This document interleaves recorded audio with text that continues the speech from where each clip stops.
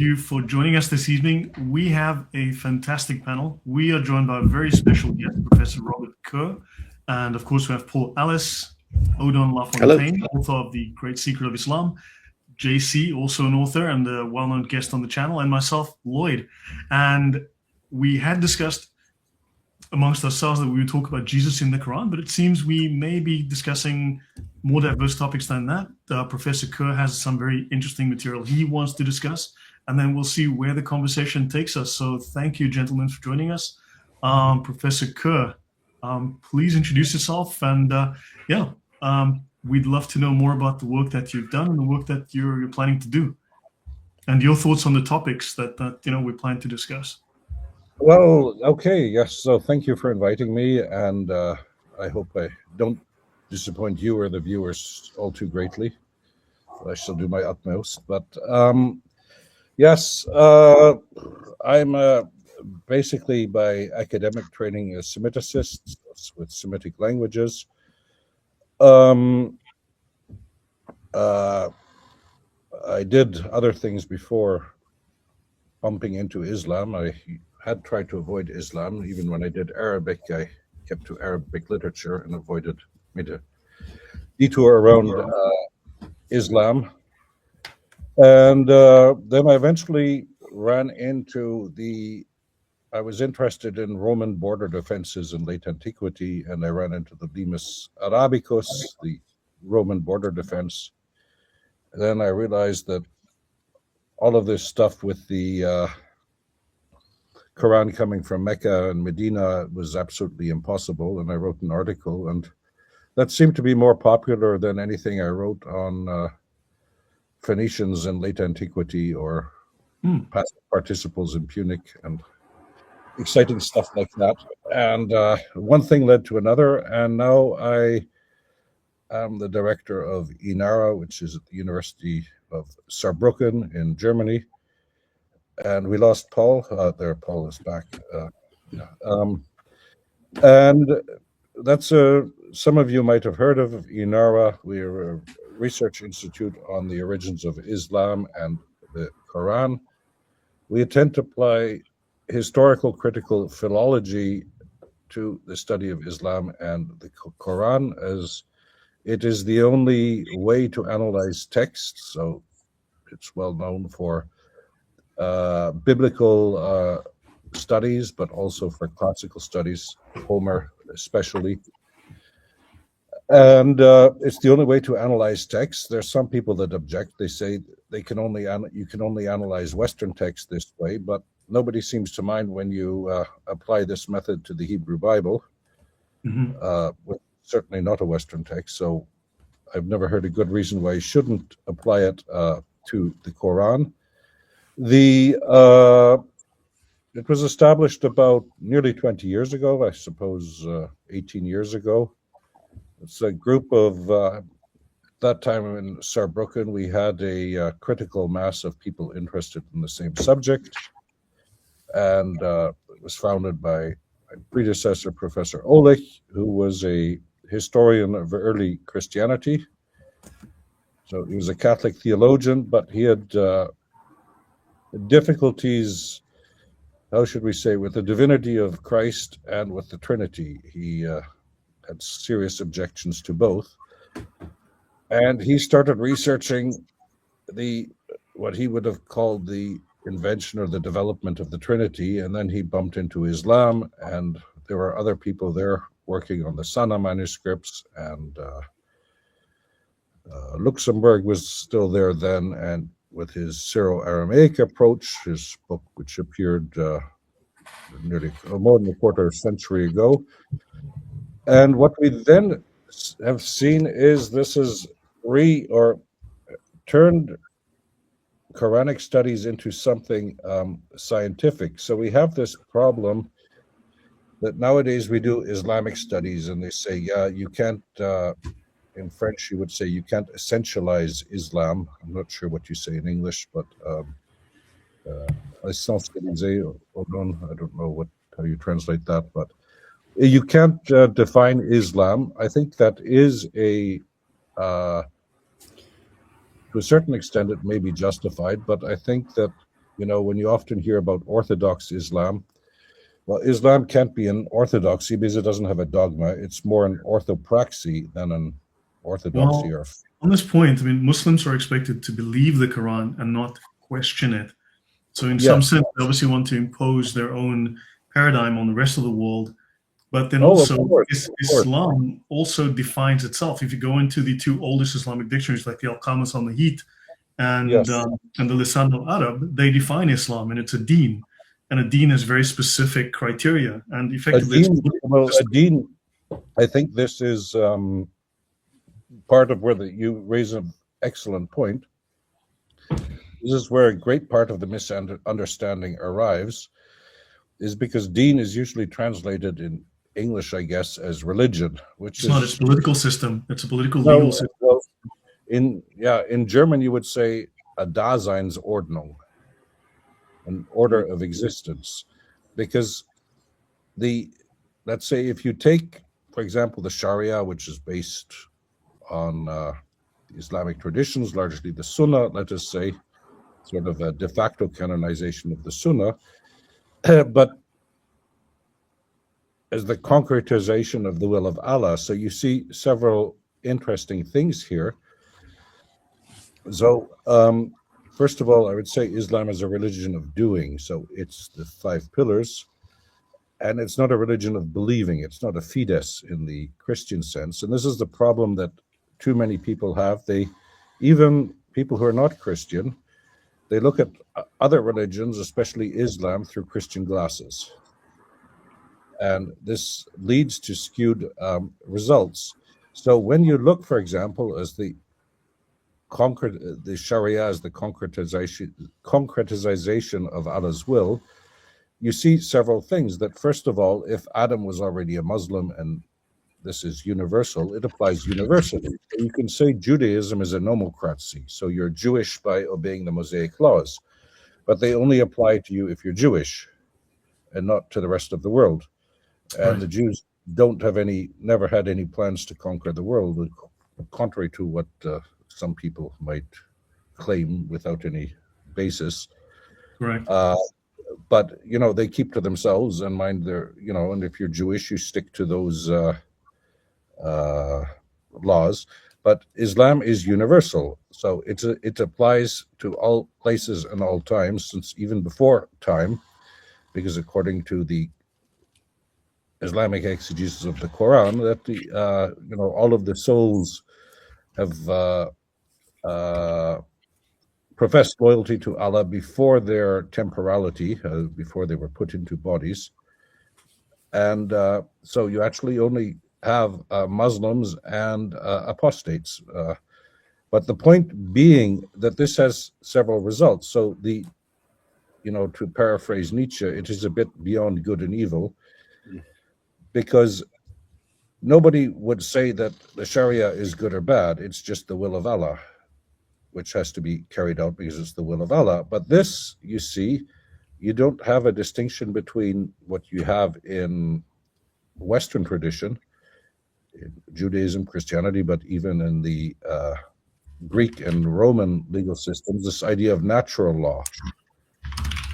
So you cannot, in Islam, distinguish between good and bad on your own. You need the Sharia. So this is a whole different thing. And then if you look at the Sharia, contrary to what most people tend to think, at least in my experience, is it's not a canon. Usually when people come up and they show me I've got the Sharia, what they usually mean, it's the Constitution of the Islamic Republic of Iran. But it's not codified. It's an endless ocean. But if you look at it globally, what we would say criminal law or something is only about maybe 20% of it. Most of it is ritual law. So when prayers are valid, how to dress, how to get out of bed. If I can perhaps add something here, my channel started specifically because I started reading every single Islamic Sharia manual that I could get my hands on. I have a collection of probably over 50 at this point, and I've read and I've covered them extensively. I have probably hundreds of hours of episodes on the channel just on the Sharia. Now, within Islam, you've got a corpus of law. This Sharia, it's a corpus of law which rivals Western law. And of course, they have courts, they have judges, they have qadis, and so on. And however, within Islam, you've got very specific rulings. For instance, if you look at, let's say there's a verse or two in the Quran that talks about chopping off of hands or whatever. Exactly, You go into one of the, let's say you go into one of the texts, and you'll have 50, 60 pages explicitly defining exactly when, where, why, how. I know. But within Islam, you also have various doctrines. Like you've got the doctrines of azima and rukhsa, and this causes deep confusion because you've got those who are supposedly extremist and they're not. They're just following strictly. That's azima. And then rukhsa are those who have been given dispensation. And in fact, they could literally circumvent, undermine, completely violate, contradict every ruling in Islam and still be a good Muslim because they are following the doctrines, because they are following additional doctrines like taysir and darura and other things, and practicing hiyal, which means they can deceive, they can do all sorts of things, which even though we would see this as deceit or, for instance, hypocrisy, no, they are being a good Muslim, they are doing this, and Allah still rewards them for doing this, even though it is eating pork or drinking wine or something for whatever reasons. So unfortunately, and then tomorrow they could flip and they could go to become azima again. So there's these doctrines which we don't understand, and there's this confusion about extremists, non-extremists, which causes confusion. But it's just they're following the doctrines. Oh, I concur entirely. I was sorry. I was trying to avoid going into too much depth right away. But no, I generally concur. But the point I just wish to make without going into the details, yes, certainly it is a bit the unjustified means if it's. Which is literally one of the laws in the Sharia. Yeah, one of the principles of the Sharia. Yes, indeed. And if it promotes Islam, certainly. But the other point is what one has to see. So we don't have a distinction between natural and positive law, which is also a huge distinction. Which is fundamental, I believe. Mm-hmm. Yeah, in fact, since you mentioned here, if you look at the pillars of the Sharia, you've got al-maqasid al-qadminal wa asal, whatever. The aims are more important than the means. That is literally one of the pillars. Yeah. And al-darurat tubikh al-masurat, however you pronounce that, necessities permit the forbidden, and this is within the writing of Shar'ani in the Mizan al-Kubra, and this is very much part and parcel of the Sharia, and which is frightening. I mean, yeah. Well, I concur. My point was, without going into too much depth, was merely to point out that the legal system is entirely incompatible with with our legal system or with a democracy because of everything laid down in the Sharia. Just a little remark. You're telling Robert how incompatible it is with our Western views. Our views are based on Christianity, and Christianity is the total opposite of the principle you just put forth, yes. Lloyd. In Christianity, the means are more important than the aim. Yes. We cannot do evil in the name of a greater good. It is not Christian at all. And even in a post-Christian society, these Christian principles have remained. It shows us how compatible until Macron became president. Sorry, Robert, didn't hear you. Until Macron became president, you mean? Yeah, for example. Yeah, or Trudeau. It is indeed. But but you're basically correct. So basically, let's to keep it simple. The an Islamic democracy would be what has happened in the past in, for example, Saudi Arabia or what have you, is that you Wanter introduced a law regarding seatbelts, and then they asked the ulama to find a justification, and there's a hadith somewhere that says that if you go on a camel trip, you should make sure you're well girded in, so you don't, if you fall asleep, you don't fall off or something. And this was taken to mean that even the prophet foresaw the wearing of seatbelts. So it was then put up to the vote, and of course it was 100% for, because who's going to vote against a divine revelation, let us say? Or well, put it this way, just to keep it simple: if Christianity is seen as the imitation of Christ, then Islam is seen as the imitation of Muhammad. And without being a historical critical scholar, if you read the Sirat, both have to lead to entirely diametrically opposite results, I would say, without judging either. I suppose anybody could judge for themselves. Right. You said the audience responded to your paper on Islam. Why do you think that was? What was the... Which paper? You mentioned you're sort of writing about Punic grammar or something. You wrote something. Oh no! I wrote an article a long time ago, but it was why, linguistically speaking, the Quran couldn't come from Mecca or Medina. Right. And it's basically the buckle up, indeed. But yeah. So I mean, this was foreseen before the beginning of time. You have to be thankful. Without Islam, we wouldn't have seatbelts. Allah works in mysterious ways, as we say. But being less serious, no, no. But going back, so the point is, if you look at the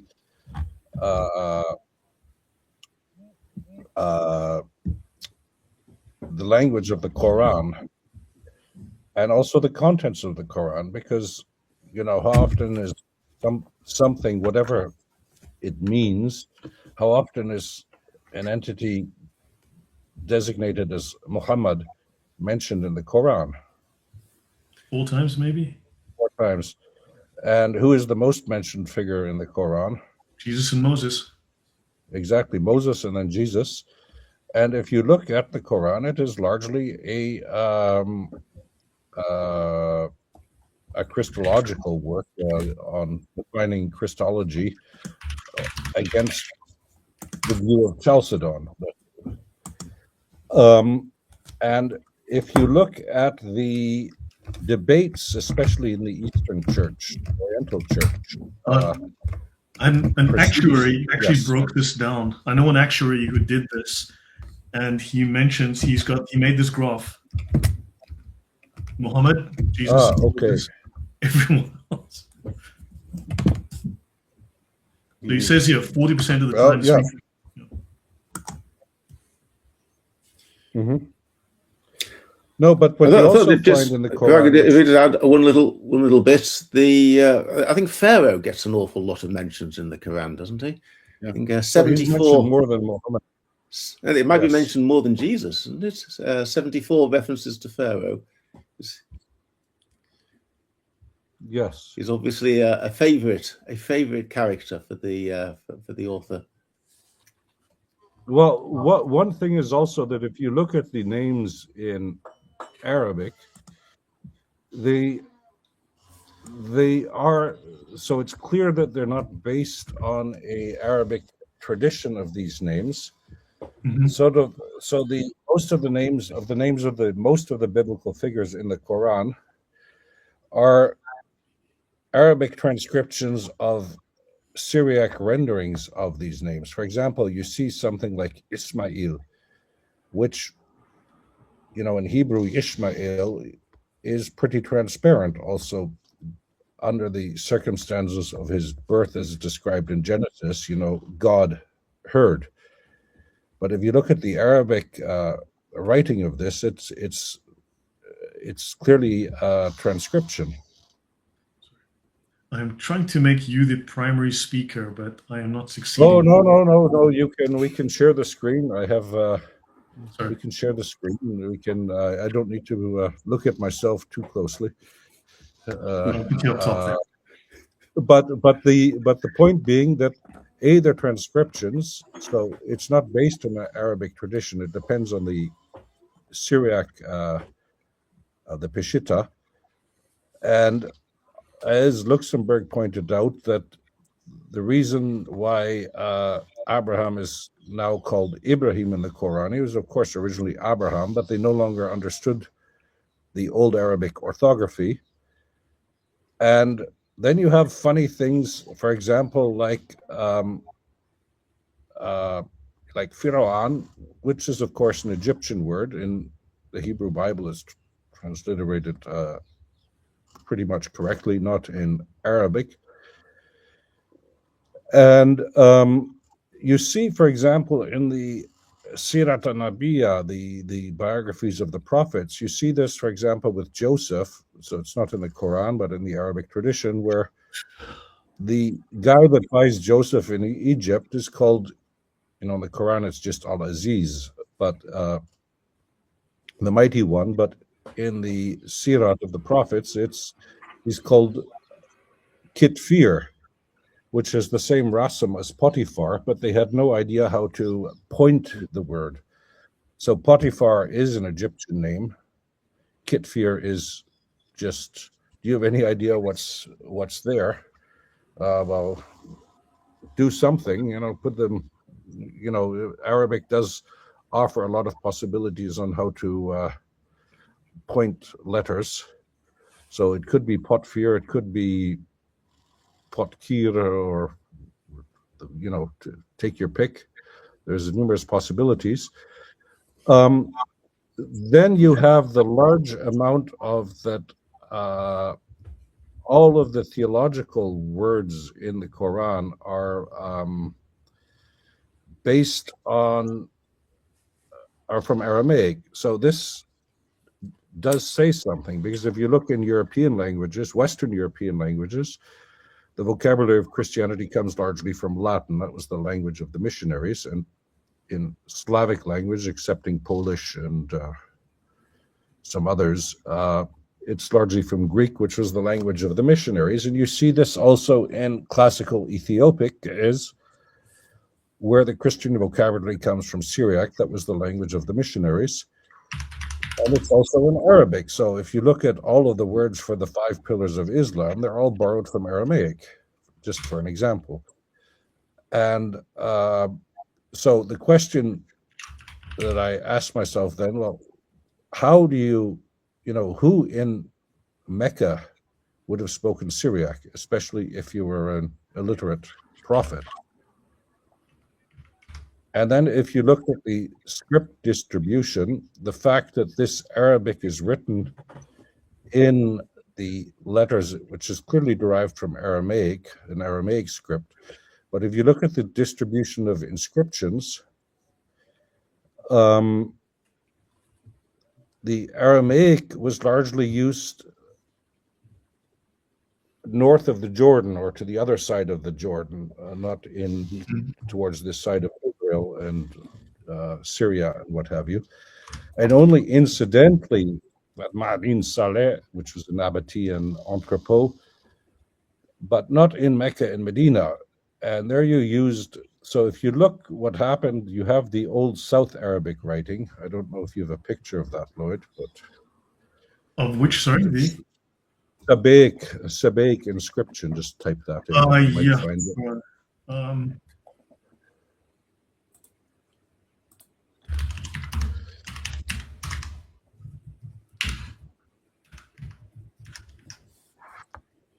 Just anything you can find. I'm just finding it here. Just getting it up. And I think it's, here we go. For example, this is the earliest evidence, this article from 2022, the earliest evidence of Christianity in Arabia. And they mention, I believe this was this Sabaic script? Well, let's say that on this inscription, if something was written in Mecca in the 7th century, it would have used a script not exactly like that, but similar to that. which is I'll just ultimately a derivative. Pardon? Ah, voila. C'est mieux. That's better. Yeah, so this script, what you're pointing to there, it's derived from the Canaanite alphabetic script, which was used in the Levant and Syria, Ugarit, in a cuneiform version.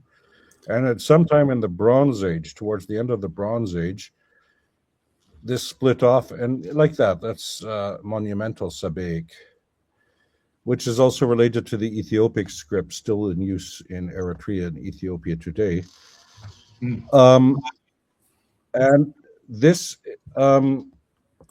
originally comes from the Levant, but went to Yemen and had a life of its own. And you see that Arabia up to the Jordan was largely under the influence of Sabaic culture, voila, like that. And so if the Quran had come from Mecca or Medina in the 7th century, it would have been written in a script similar to that or based on that.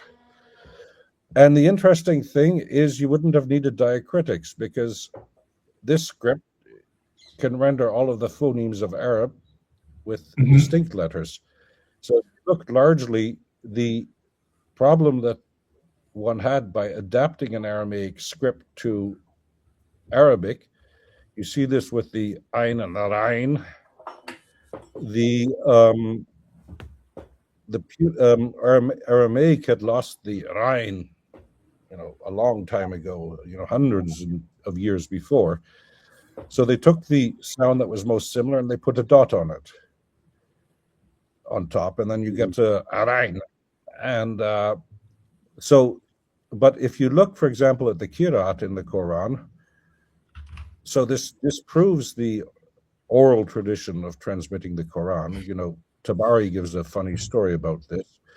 But, if you look at the distinctions, even if, the Ra and the Za, the Zain, the Z, and the Ra, the R, well, you can't invent a sound change that has, where Z becomes R. So it's either one or the other. So they couldn't always distinguish it. Potiphar Kitfir is a good example. So the Fa has one dot on it. And the Qa is the same sign with two dots on it. So say Kitfir or Potiphar.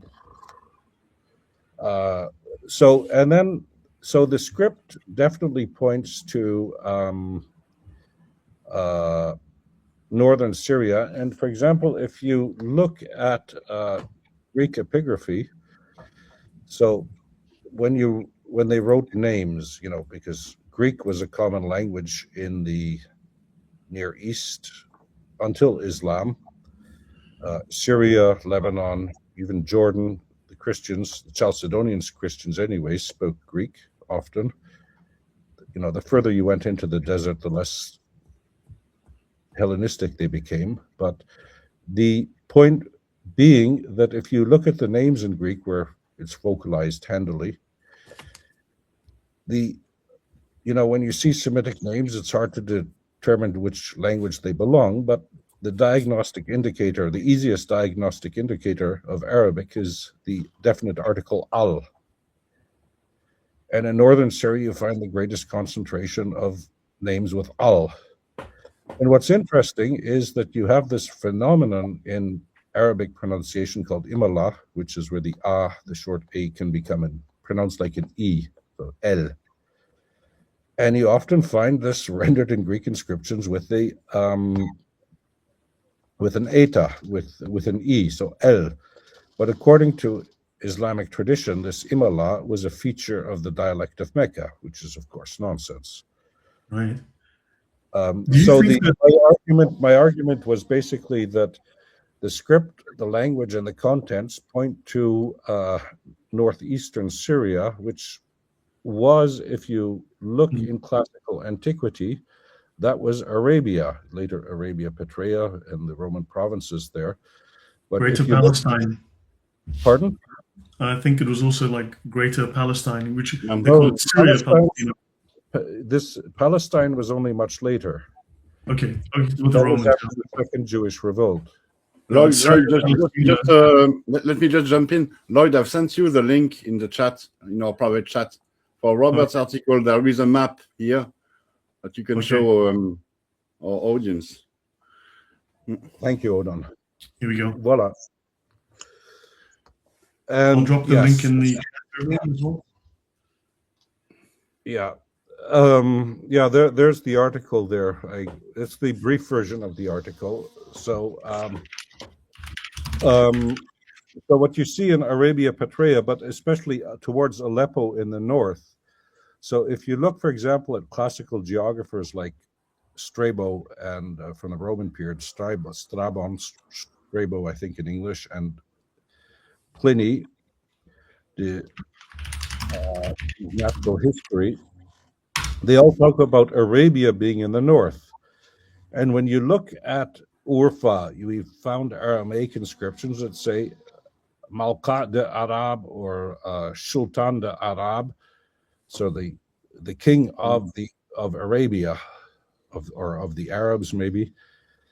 And from Dura Europos, we've got a Greek inscriptions that mentions the Arche Arabes, so the head of the Arabs. So that's all in the north. So when you look at the map, Arabia Deserta in Latin, it means empty Arabia, deserted Arabia, maybe in English, means there isn't anything there.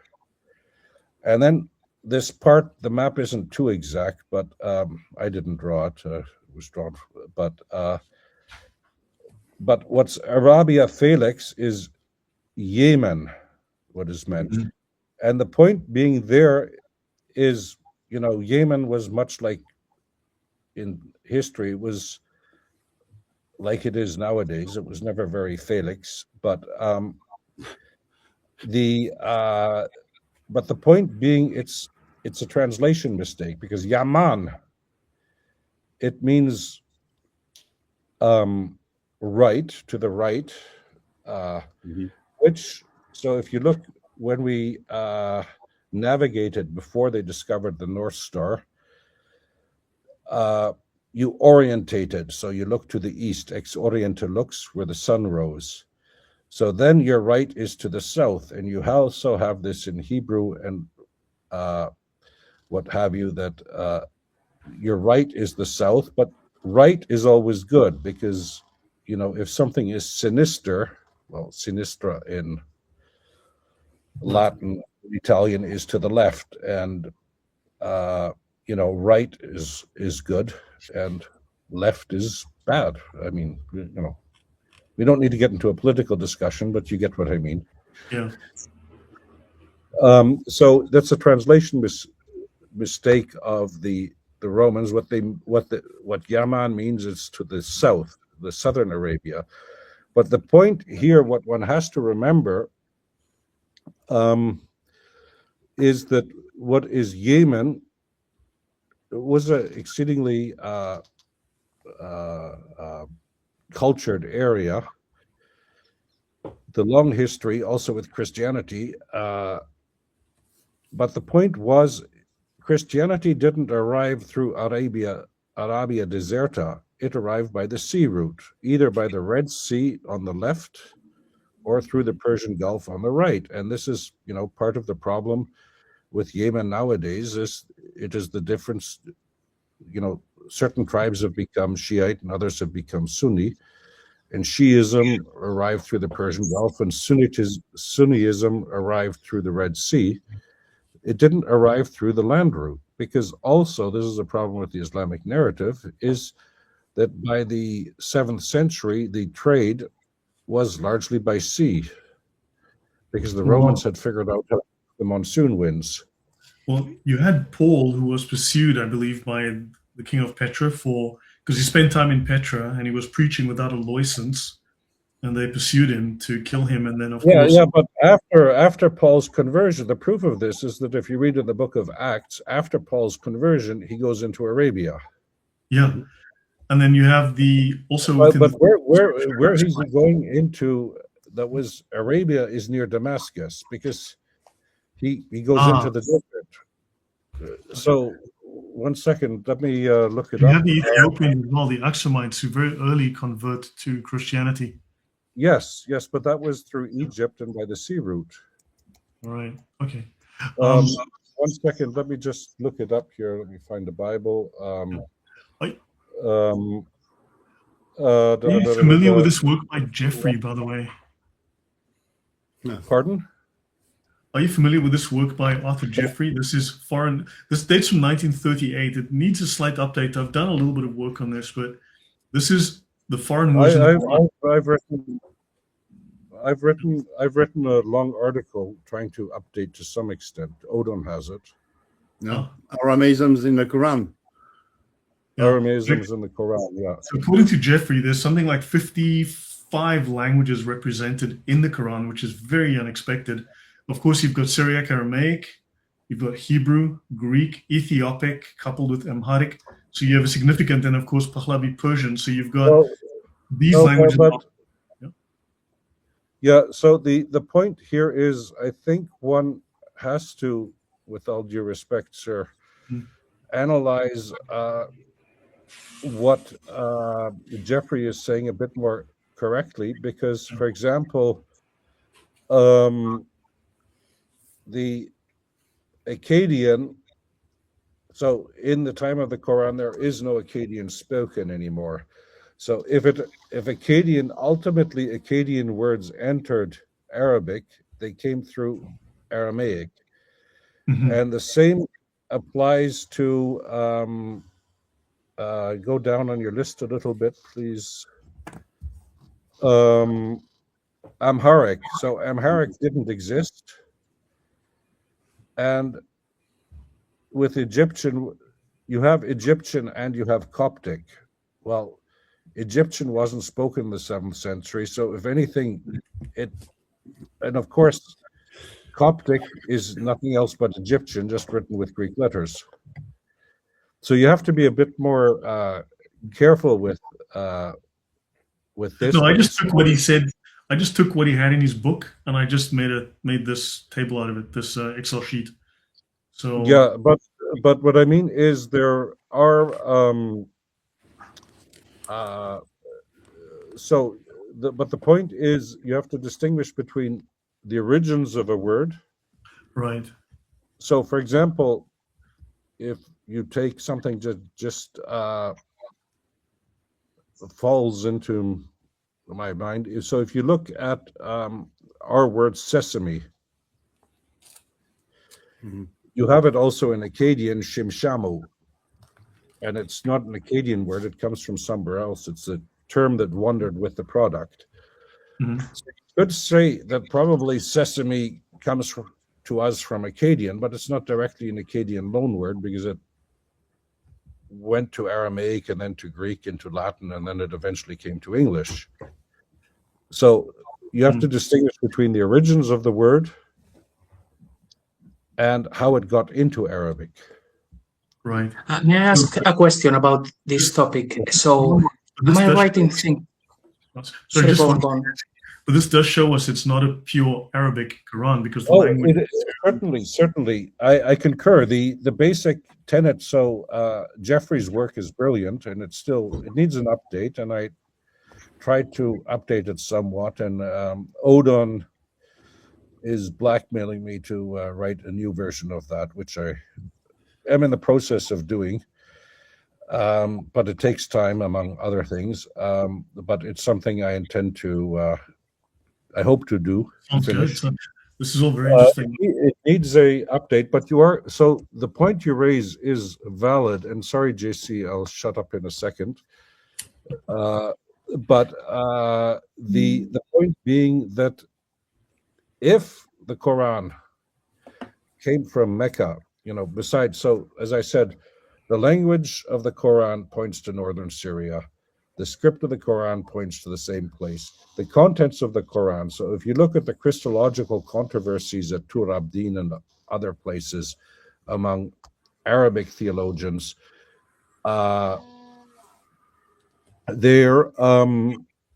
they're all in northeastern Syria in the centuries between Chalcedon and supposedly the appearance of the Quran. They're debating this, and there's just a point that has to be remembered. When you say Nabatean and Aramaic and all of these people, one must remember we're not talking about Aramaeans here as an ethnicity. This can be confusing. So Aramaeans, they did exist, and they were largely deported like the 10 tribes of Israel into Mesopotamia. And at a certain stage around the 8th century, 7th century BC, Aramaic became the administrative language of the Assyrian Empire because cuneiform was too difficult. And in the 7th century, you see this in the library of Assurbanipal. So he collects this huge library of cuneiform texts, Gilgamesh, and all of the famous myths and eposes, and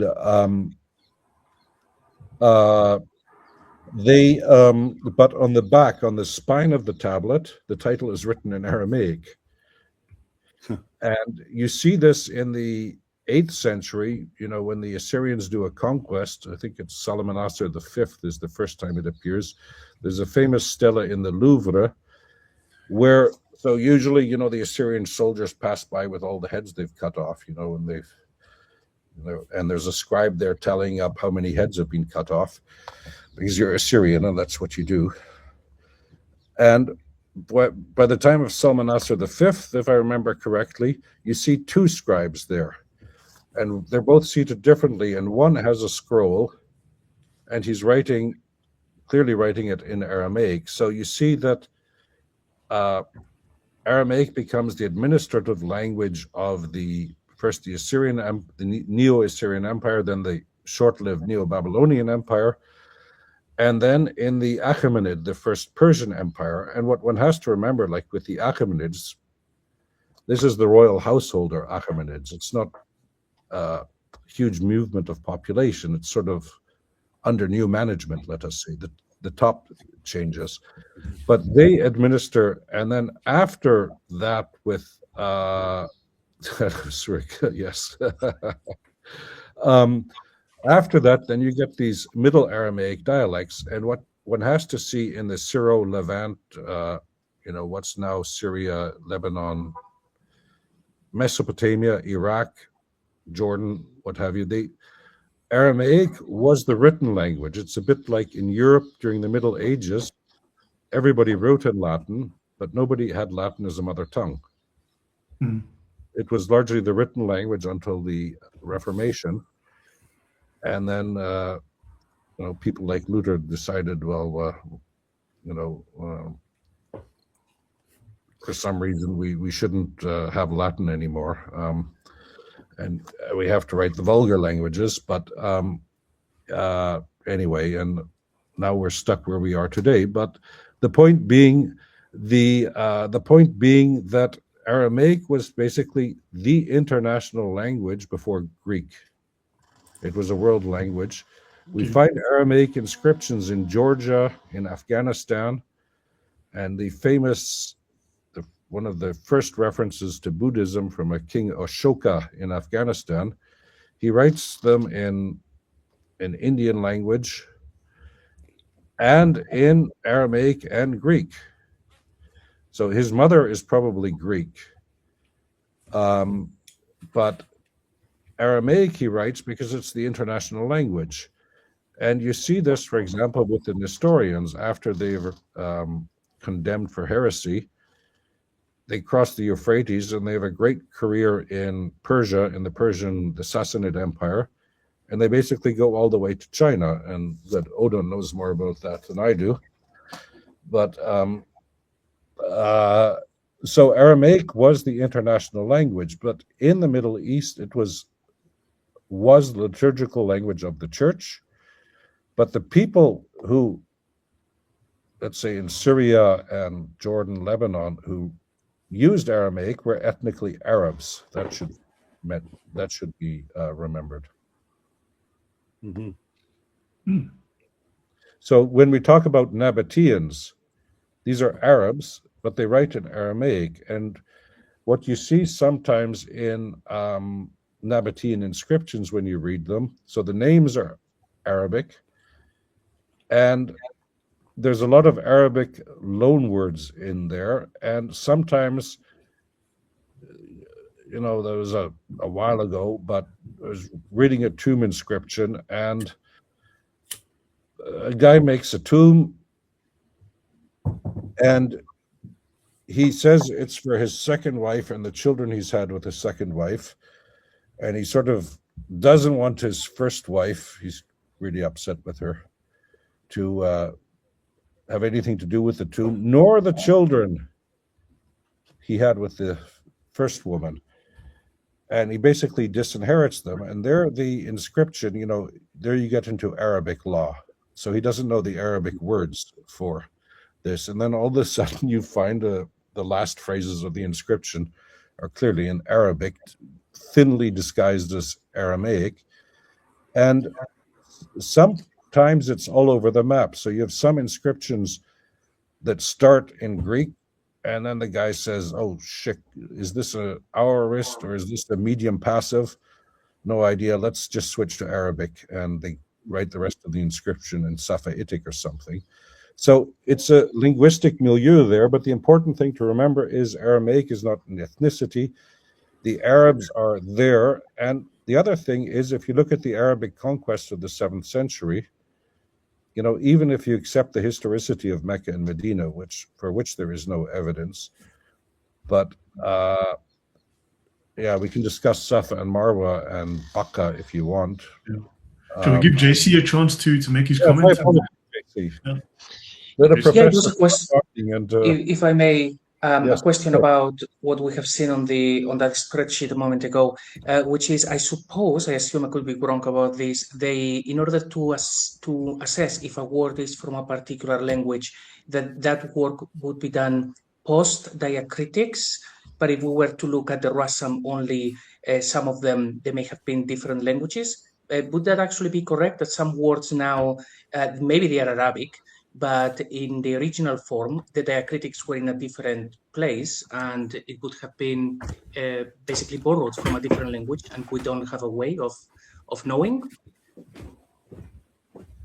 Oh, in some cases, there are words in Arabic that we don't really, in the Quran, which we don't really know what they mean, and you can point them differently, and depending how you point them, because it's clear that, so even if, as I said, you look at the Qira'at, the Qira'at basically implies that there's several hundred canonical readings of the Quran. And, because all of the canonical readers have students who have students and what have you. Yeah. We had Hatem so there's yesterday. She's got 37 in her possession, 37 different versions of the Quran. Yeah, so you shouldn't exaggerate too much, because if you look at a critical edition of the New Testament and the textual variants, there are variants, but we're not speaking about differences, because anything written not from a printing press or photocopied will be different, but there are clear examples of he did this, she did this, this was done to them, they did this to other people, which are clearly not the same thing. Oh, I concur. And you have this, for example, in Surah Tawbah, Surah 9, where without going into Arabic, but you have where those who die on the path of Allah, but you also have a Qira'at from Qatallah, where you just vocalize it differently, and then it says those that exert themselves Qutila on the path of Allah. So do you need to die, or you just need to go out to fight? Yeah. So there are so JC, you could, if you wanted to, probably develop an algorithm to calculate to present all of the possibilities. If you just take the Rassam and all the possibilities of pointing and all the possibilities of vocalizing, So, because it's clear that the early Qurans were not neither vocalized nor pointed.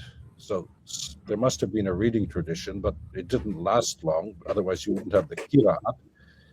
And secondly, so what Tabari has this really humorous story where he says the first written Qurans were pointed and vocalized and what have you. And then they got rid of it so that everybody could read the Quran in their own dialect. So obviously Tabari is aware that the old Qurans don't have pointing and vowelizing and what have you, and he has to invent an explanation that sounds convincing enough. Mhm. But the point is, your graph taken from Jeffrey, I don't want to micro-criticize it, but the point is well taken. So the question that you have to ask yourself, where do these loan words come from if you're in Mecca? So how many people spoke? So Syriac and Aramaic are basically the same language too, I should note. And everything that's Hebrew came to Arabic probably through Aramaic. The best example is, for example, the fasting in the 5 pillars, Psalm, because, if it was from Aramaic, it would have to be Taum. And what one has to remember is that the Peshitta was a Bible translation translated in Syriac, so a Christian dialect of Eastern Aramaic. But it was translated probably by a group of Jews that converted to Christianity, and they translated it directly from the Hebrew. And technical terms they didn't translate. So Hajj, the pilgrimage, is the best example. Because in Judaism, in Hebrew, these are for the pilgrimage festivals going to Jerusalem. So Passover and Sukkot and what's the other one? I forget. But something I'd love to speak about in the future. It's been a while since I wrote the notes, and I need to refresh myself. So I could speak in error, but somewhere in the 7th century, 6th-ish century, because I've spoken with Odon and the guys about this.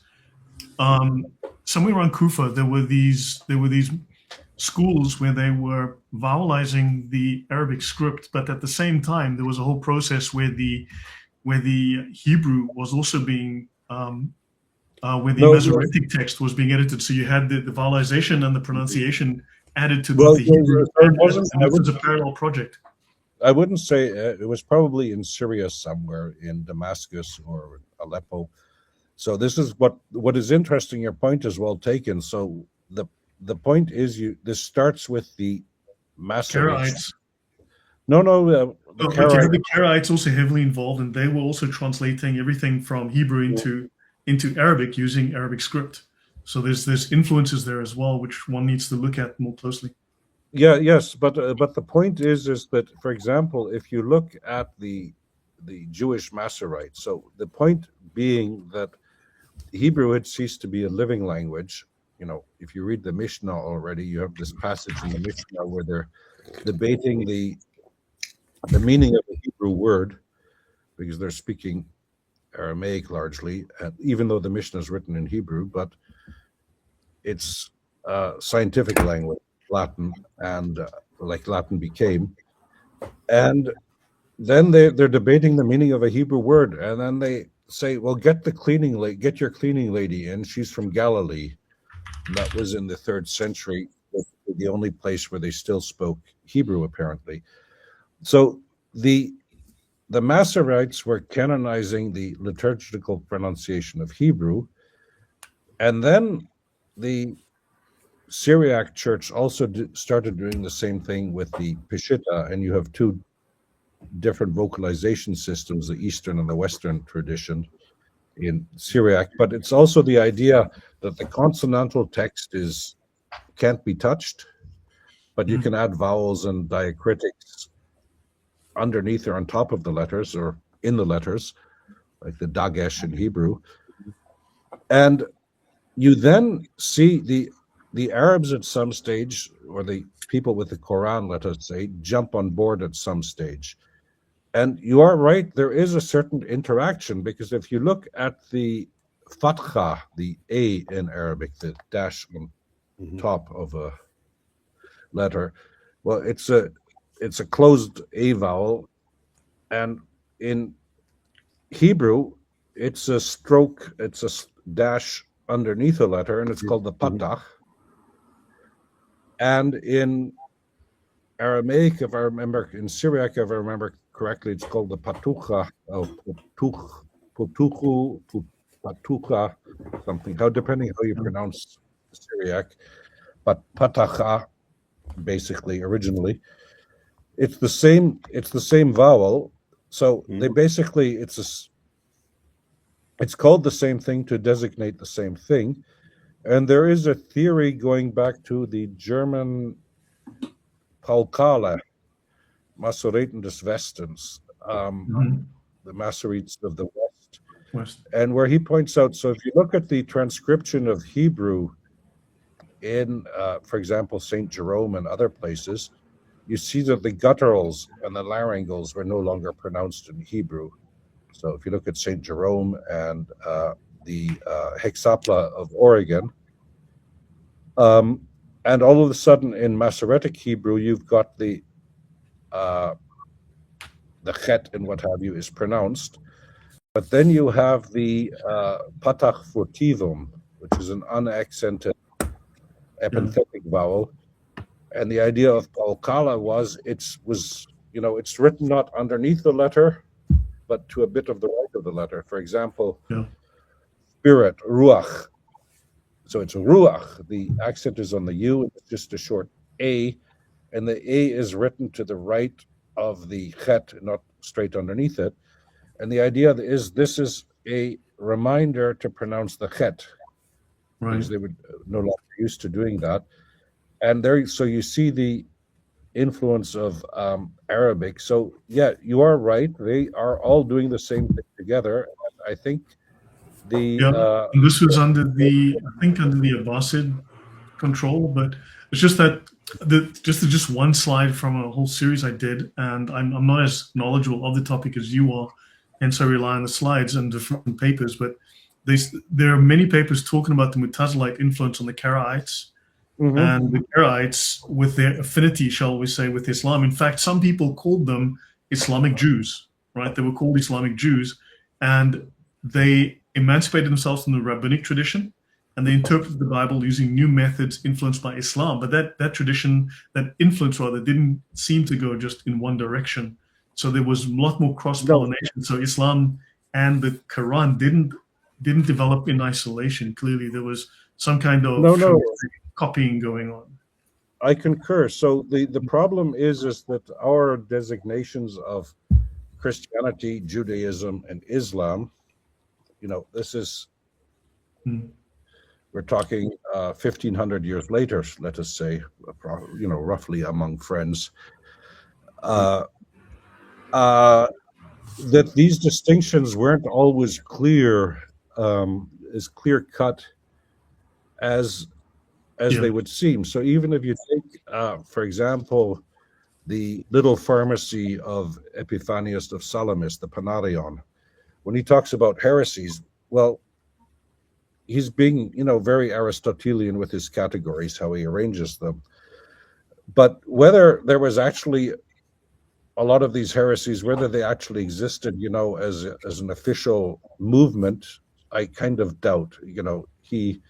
There were tendencies, when you go to this area, they had problems with the divinity of Christ. When you went to this area, Christ tended to be viewed only as a god and not as a man. And, there were general tendencies. If these people were nominalists and followed a Gnostic epistemology, then of course they would be highly subjective, but they would still follow within the tradition that was common to their practice or their area. Well, yeah, and with Gnosticism, you have to distinguish between what you have in Egypt and what you have in Mesopotamia. And of course, because the Sassanids closed down the Mesopotamian temples, and a lot of these priests sort of became itinerant. Yeah, you shouldn't use the word syncretistic anymore, but I'm not using it in a scientific sense, just in a descriptive sense. Yeah. Of multiple traditions. But what you see, for example, so if you take Sacha Gaon's Arabic translation of the Bible in the 9th or 10th century, so he translates the Hebrew Bible, the Jewish Bible, the Old Testament into Arabic, because of course most of the Jews speak Arabic. But for example, in the Joseph story, in his translation, is clearly influenced by Surat Yusuf in the Quran. And these guys are reading each other's works, So you have rabbinic Jews are reading Karaite and Christian commentaries on the books of the Old Testament, the Hebrew Bible, and Christians are reading them. So there is a lot of cross-pollination going on. So our clear-cut distinctions are a little bit anachronistic, I would say. But with the Karaites, you have this amusing story. So you all know about the Dead Sea Scrolls. Except maybe Odon, no, I'm not sure about Odon. I'm not sure about that guy. Well, Odon does say we're a great team except for me, so I guess it's. Well, never trust the French, you. But I won't get involved in your domestic disputes.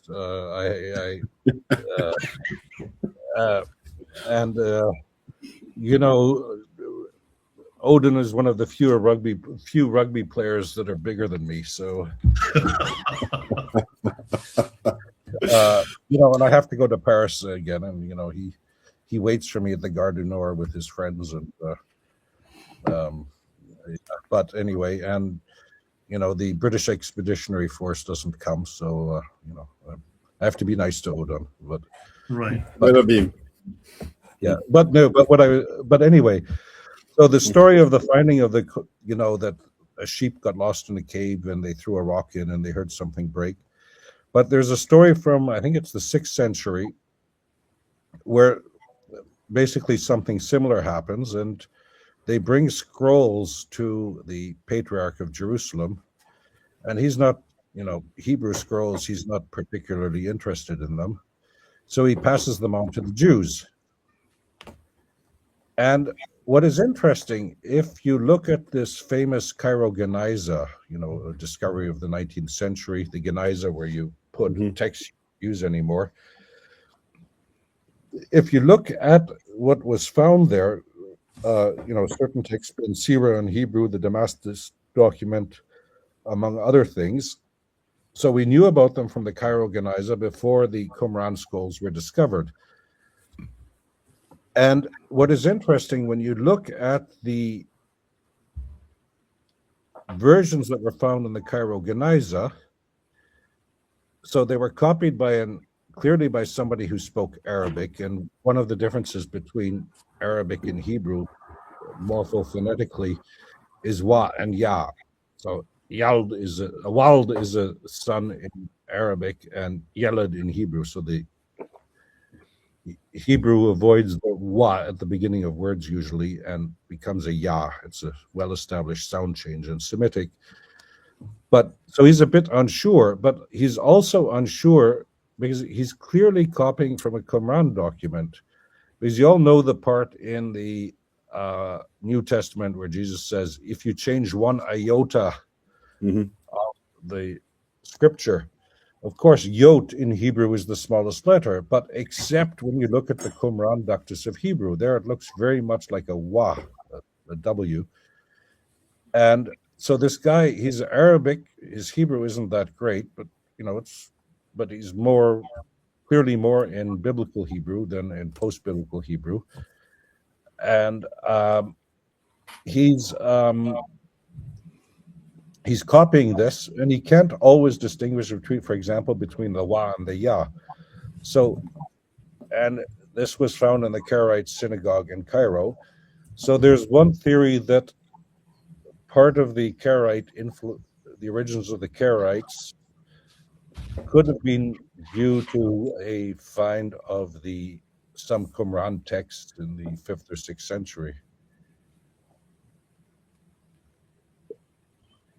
But that's just a thought. So the Karaites, that's complicated, but yes, they certainly do have a. Then with Karaites, we also have to distinguish between the Karaites in the Byzantine Empire and the Karaites in Palestine and what have you. It's not a unanimous, a uniform group, but yeah, good. Their origins are a bit murky, and it of course depends who you ask. If you ask a Karaite, that's the real Judaism that goes all the way back to Moses, and everybody else got it wrong. But I suppose that's the nice thing about heresy.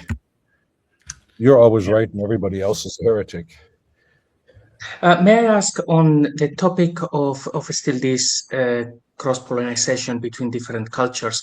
I mean, we see things in the Quran, such as it tells one of the stories of Moses, I think it's in Surah 28, that it says when his 2 terms had elapsed, then he's on his way back with his wives, which is actually not his story, it's the story of Jacob. So with that cross-pollination of cultures, they would have known that the book was basically just stories and told quite poorly. Do you know how the transition would have gone from one text that is just a collection of stories into, okay, this is now divine and it's telling the real stories as they happened? Do you have any thoughts as to how they went from A to B? Well, of course there is. Well, what I'm saying is that by the 9th or 10th century, so for Christians and Jews probably earlier, Origenus was condemned for being too Jewish in his exegesis. But the point is that with the origins of the Quran, we don't know a lot. It's an unknown mystery. Your point is well raised. So, for example, that if you take in Surah 18, the famous Dhu al-Qarnayn, the 2-horned one, which is usually seen as Alexander the Great. But if you look at Moses, one second, Saint Peter in chains. Let's see. Yeah, if you look there, Lloyd, Moses, Saint Peter in chains. If I could trouble you to look that up. Moses, Saint Peter in chains. Yeah, it's the church. San Pietro in Vincoli. Yeah, got it. It's by Michelangelo, a famous sculpture. Wow. And if you put that up,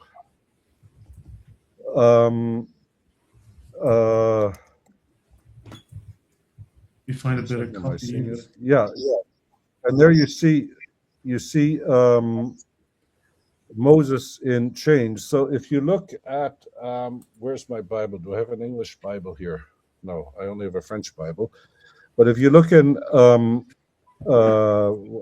look it up online. Exodus 34, I believe, and Exodus 34. One second. It is. I need it. I don't need the Jehovah Witnesses translation. Voila. In KJV or? Yeah, no. In the 1 second. I don't want Bible study questions. Just give me the Bible, man. Oh yeah. And Moses 29, and when Moses came down from Mount Sinai with the 2 tablets of testimony in his hands, he was unaware that his face had become radiant from speaking to the Lord. Mm-hmm. That is, I don't know which Bible translation that is in English. NIV. This one is NIV. But, yeah. Is that NIV? Yeah, this is NIV. It's just the default that came up. Okay, what does it say in the NIV? When Moses came down from Mount Sinai with the 2 tablets of the covenant law in his hands, he was not aware that his face was radiant because he had spoken with the Lord. So basically the same as yours. What verse is that? My Bible is going all over the place. 29. 29. Okay, now let us then go to the Hebrew.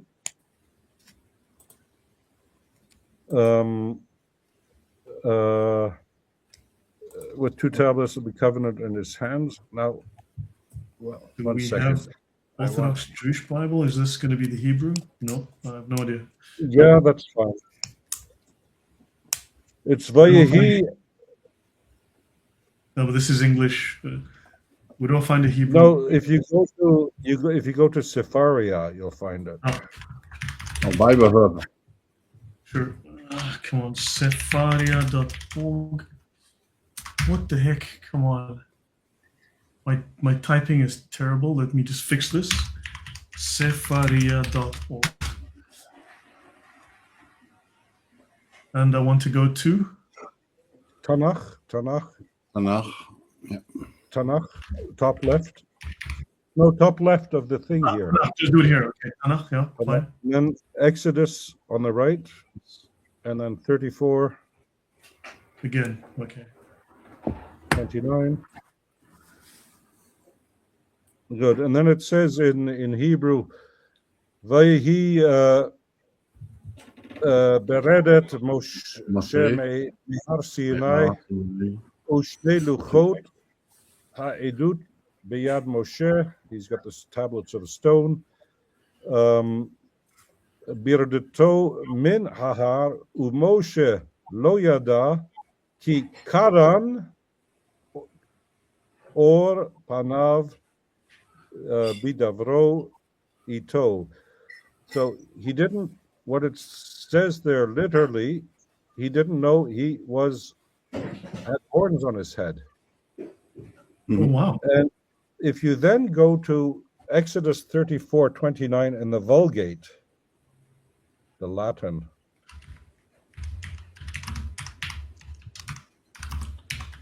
Where do I find the Vulgate? Let's see. Yeah, it's the only real Bible translation. But comque decenderet Moises de monte Sinai tenebat duas tabulas testimonii et ignorabat quod cornute esset facies sua ex consortio sermonis Domini. He was horned, quod cornuta esset, that he was horned. This is where Michelangelo gets it from. So the point is the dual carnine. So if you look at Bible translators, and especially biblical lexicographers, this is also cross-pollination at its best. So you had a very brilliant German Lutheran Hebraist in the 19th century, Gesenius. He was brilliant, but even Homer sleeps sometimes. And he didn't like the idea of having horns. So he found in pre-Islamic Arabic poetry, and it's also used one time in Haggai, I think, karan is used as a verb to indicate the first sliver of the sun at sunrise. It looks like a horn, the first so sun. Duka name doesn't necessarily come from the Alexander Romance. Maybe portions of it are borrowed from the Alexander Romance. But you could make the argument. You could make the argument here that it's still referring to Moses. It doesn't need to be. That is crazy. But this is then going to JC's question. So something went different in transmission, but then you could ask yourself how this is revelation, because if you look at Surat al-Kahf, the Surat of the cave, which is of course the legend of the 7 sleepers of Ephesus. Well, why would that need to become a revelation?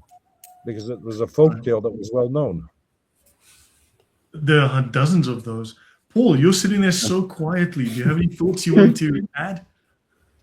Yeah, I've got a few questions, but actually, on the Dul Carnain point, I have a thesis on this, that the Quran author, well, go back a little bit, that Heraclius had, borrowing from Stephen Shoemaker's book, The Apocalypse of Empire, that Heraclius had presented himself as the last emperor. He thought his defeat of the Sasanians was the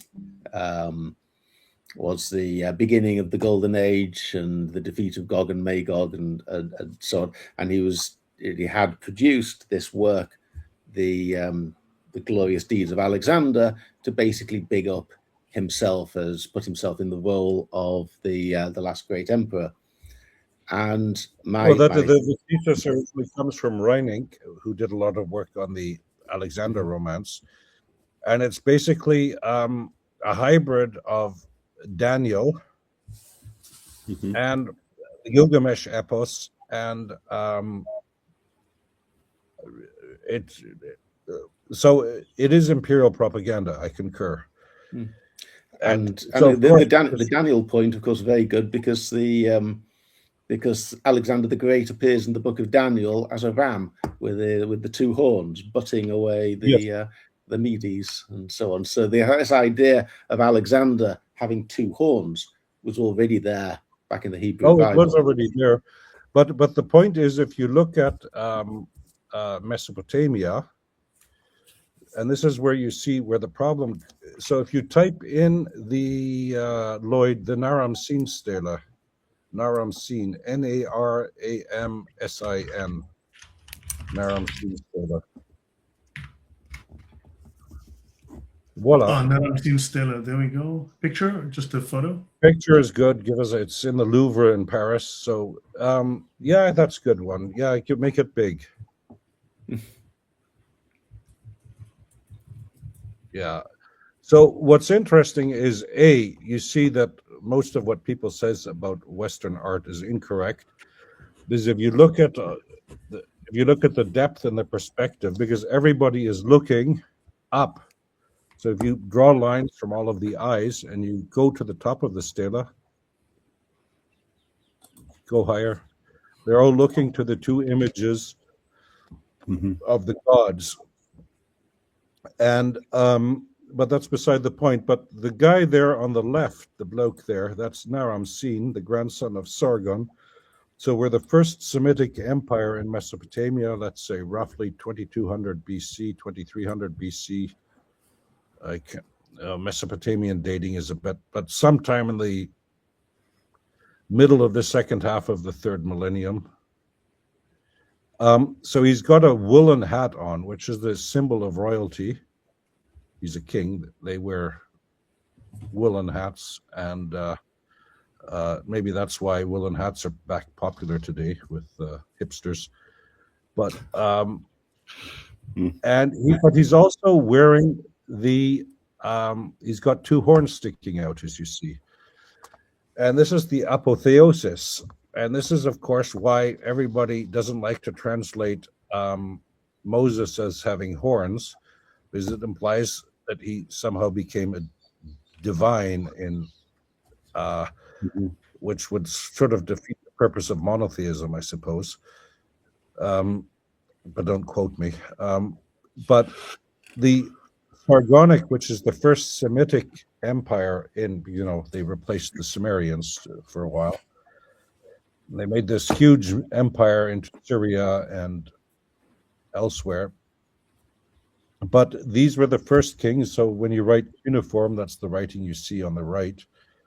But you also use categories. So if a person's name, they'll use the sign Lutu, which means it's a man, and if it's a god, they'll use the sign Dingir to indicate it's a god. And Akkadian kings were divinized, and they became gods, and the horns are the symbol of their divinity.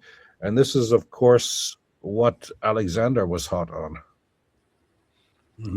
But this goes back again. You can go to the Yemenites, you can go to the Sabaeans. They have similar iconography, the idea of the horns. Of course, but where did the Yemenites get it from? So if you look at from the Babylonians, came from that part of the world. Yeah. Because one thing is, so if you look at the recent archaeology of Oman and the Emirates, they've been finding a lot of Mesopotamian temples from the third millennium.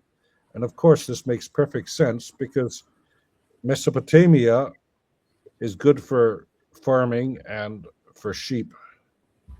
Yeah. But they don't have any stone, which they need to import, and they don't have any metal, which they need to import, and they don't have any wood. So one of the first episodes, so before the Gilgamesh epic became an epic, it were in the Sumerian tradition, it was short stories, and then a Babylonian scribe much later turned it into a 12-tablet epic. But the first thing is that he goes up north to get cedar. He goes conquering with his buddy to get cedar trees because they need it. So of course in Yemen and in the Emirates, sort of on the rim of Arabia there in the south, and we know in the third millennium, already at the beginning of the third millennium, Sumeria was trading with the Indus civilization in India.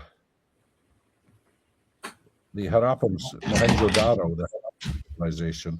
So what I mean, it's all connected. Let's just keep it that way. Even the religion of Yemen. If I could just go back and complete my thought on this.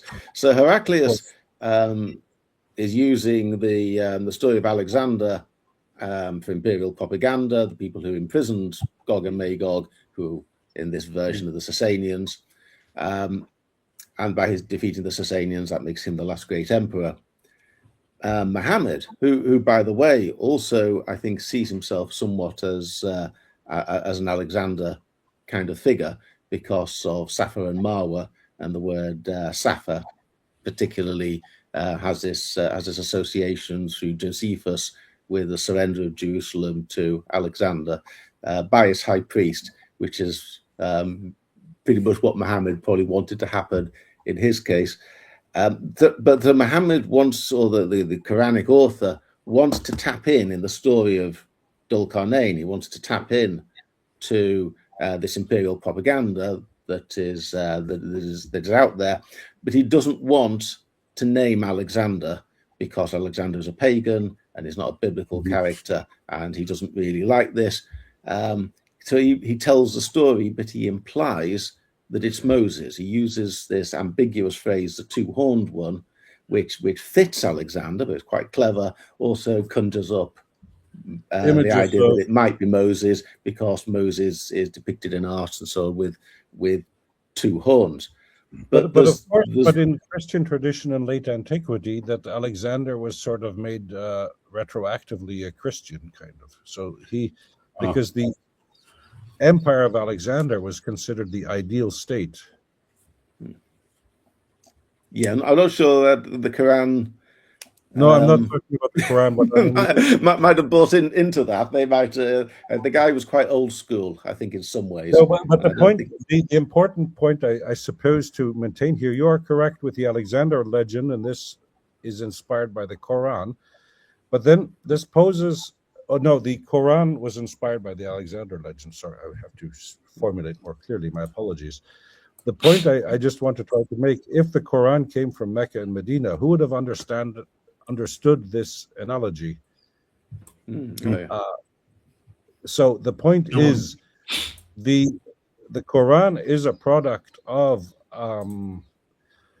the periphery of Hellenistic Syria, the Roman. It's clearly a product of the Roman Empire, and this is what you see with all of the Christian descriptions of Islam, from the 9th, 10th century onwards. They all call it a heresy. They don't see it as a new religion.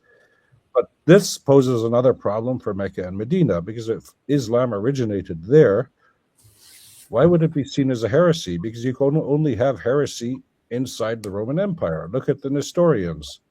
After the Council of Nicaea, they quit Dodge, they crossed the Euphrates, and they have this great career spanning centuries all the way to China.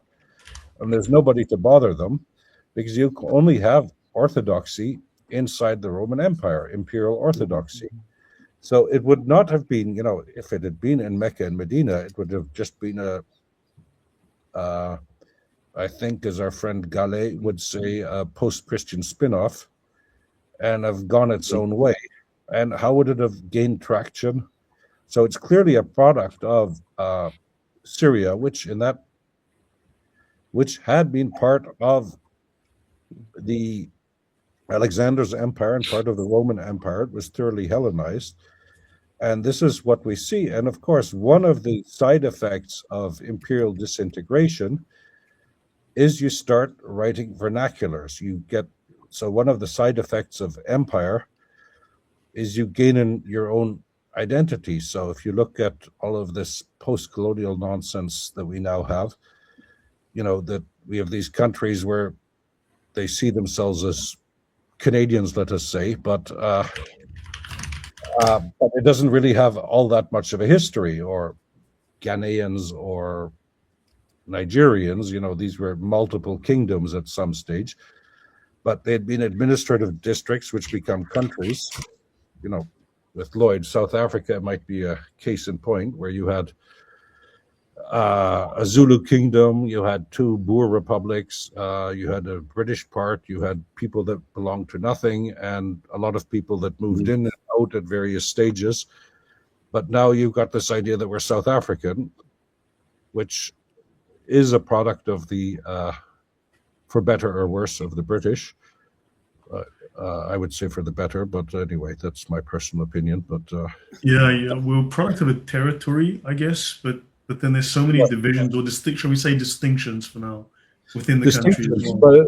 But the point here being that that this area was thoroughly Hellenized, and if you see the contents of the Quran and the biblical allusions, as I said, the seven sleepers and all of the other stories that have crept in, it's clearly a product of a literate people.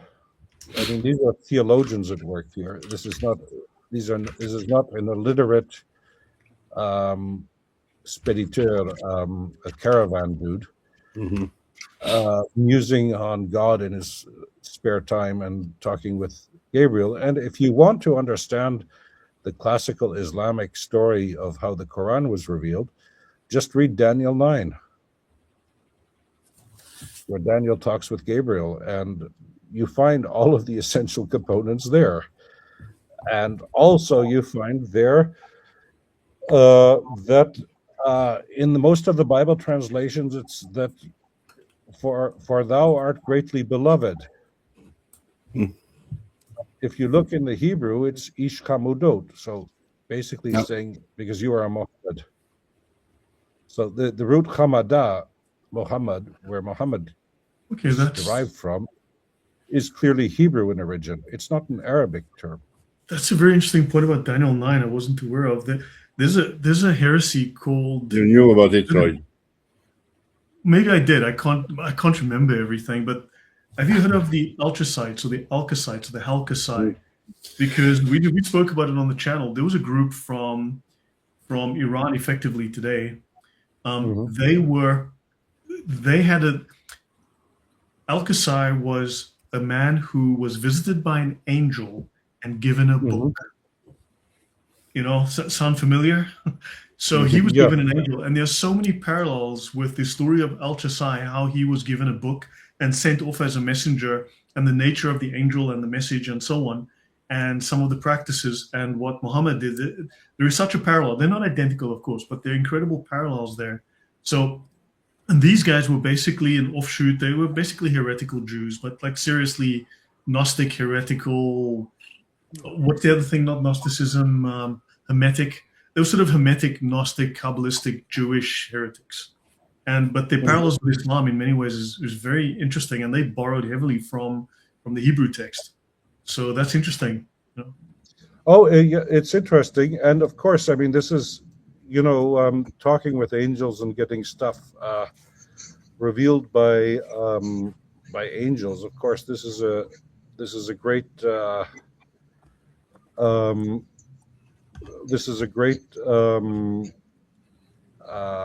way to give yourself authority, or to give yourself. So for example, if you put up Haggai 2:6-7 briefly.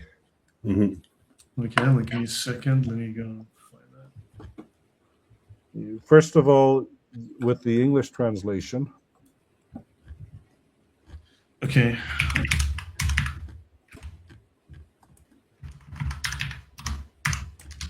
Yeah. Oh, sorry. What the heck? Haggai 2:6. Here we go. Yeah. Okay, that's good. Okay, then go to the next verse. Here we go. Okay, 2:6-7.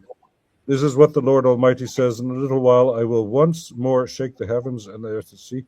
I will shake the nations, and what is desired by all nations will come, and I will fill this house with glory, says the Almighty. So this is usually taken by most modern interpreters to mean that the Temple of Ezra wasn't quite as magnificent as the Temple of Solomon, but one day it'll be pretty cool. So if you then go to the Hebrew, I need to go to Safari again. Okay, yeah. I use Bible Hub. Okay, Bible so where do I go? For Haggai? Tanakh again. Tanakh again. And then go down. You go down because it's the latter prophets. Haggai. Yeah, 2 and 7. 2 and 2 6s here. Yeah. And good. And so then you see where you have in 1 second. I'm doing something wrong here. My wife tells me that a lot. Hamdat, it's just above things. The precious things. It's the word Hamdat here. Yeah. The Chemdat Hagoyim. Chemdat Hagoyim. Above things. V'hirashti et kol hagoyim uva'u chemdat kol hagoyim. So this chemdat is, of course, the same root as Muhammad. And what is how do they translate it in your translation? Where are you? The precious things. The precious things. So now go to the Vulgate again of Haggai 2:7.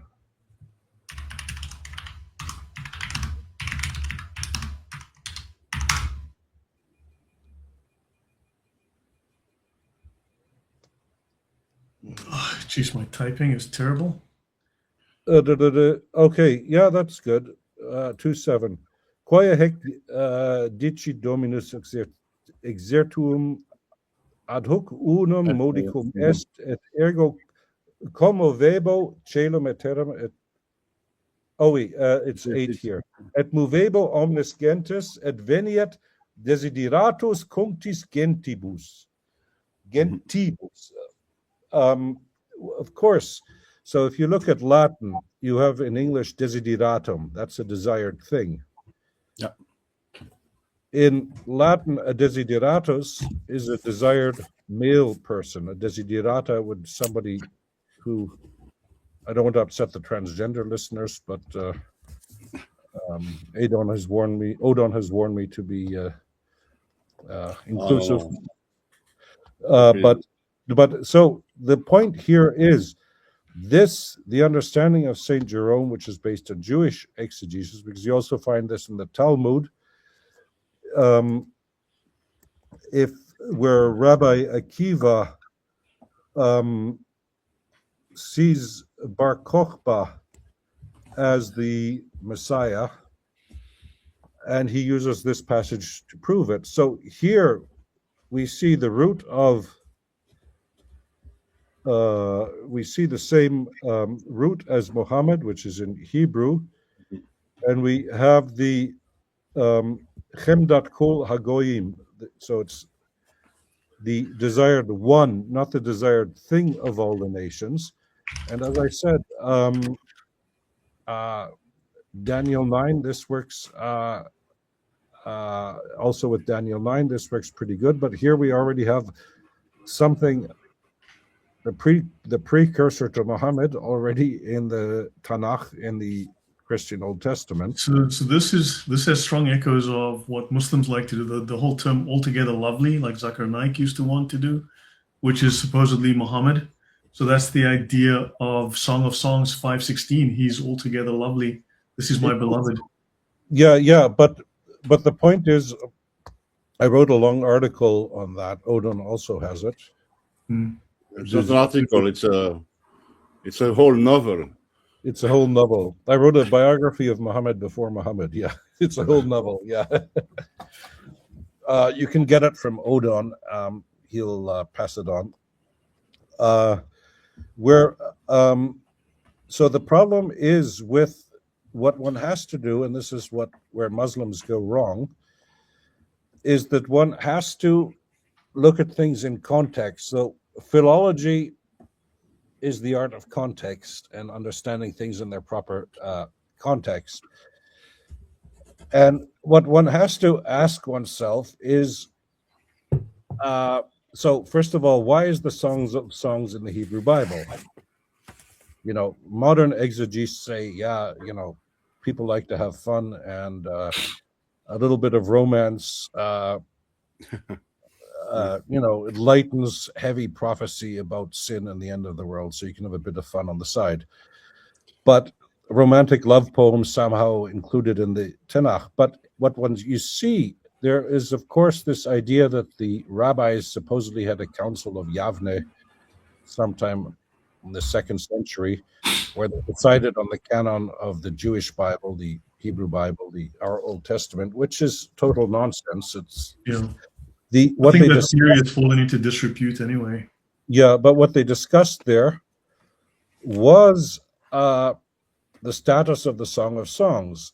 And as Gershom Scholem has pointed out long ago, the idea was, after the Christians decided that Jesus was the Messiah prophesied by the Old Testament, and let's say proto-rabbinic Judaism tended to be lesser and lesser messianic, they didn't really need it. But if you look at the exegesis of the Song of Songs, for example, if you get Song of Songs 8 on Sepharia, if you would. Song of Songs 8. Yeah, 1 second. I have to look it up here in my book. We've done an analysis of the Masoretic, and it's clear that they removed or altered various verses to remove mentions of the divinity of Christ. I'm not going to go down that path right now. That's a bit out of our scope here for today. But yeah, sure. It's a complicated subject. But if you let me just find it. Song of Songs. Give me a second. So you go to Song of Songs, and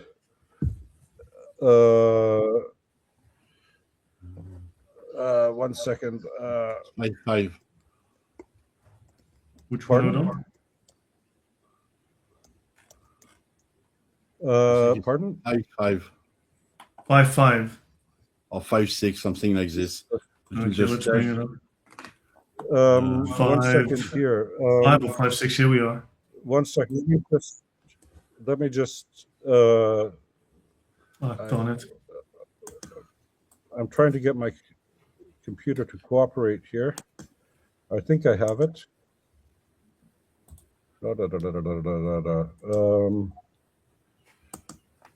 Okay. Argument. 1 second. Yeah. So if you go to Song of Songs, chapter 7, verse 4 in the Hebrew, or whatever it is here, 7:4. Yep. Okay. Good. Everybody can read it. I don't know whether YouTube will censor us for being dirty old men. So if you then click on 4. Yeah, no, but okay, we'll let Odon read it. He's a Frenchman. He's into that type of stuff. He's got a reputation to lose. No, but click on 4 if you would, sir. 4. No, 4. Your breasts are like 2 fawns, twins of a gazelle. Yeah, no, on the number 4. Okay, there. Good, you're good. And then go on the right, down below Targum. So 1 second. What we have here is Shnei Shadei Kishnei Ofarim To'omi Sevilla, I think, yeah, like twins of a gazelle. So click on Old Targum or Aramaic Targum Song of Songs. Your 2 redeemers are destined to redeem you. Messiah, the son of David, Messiah, the son of Ephraim, are like Moses and Aaron, sons of Jochebed, who resembles 2 fawns, twins of a roe. So to oversimplify things, Song of Songs was included in the Jewish canon because it was messianic, and when Judaism stopped being messianic, they didn't need it anymore. And because the Christians had their Messiah, and if you look at Christian exegesis, so one of the earliest commentaries we have of the Hebrew Bible in the Christian tradition is Origen's tradition, Origen's commentary of the Song of Songs, or what's left of it. And there he's clearly using Jewish exegesis, but this is this whole idea of Christ as the groom and the church as the bride of Christ. And this is the tradition we see here. So if you click open below, I'm trying to read it. Terrain Farikecha. Should I zoom? Pardon? Zoom in? But anyway, you see at the end, Mashiach bar David u Mashiach bar Ephraim.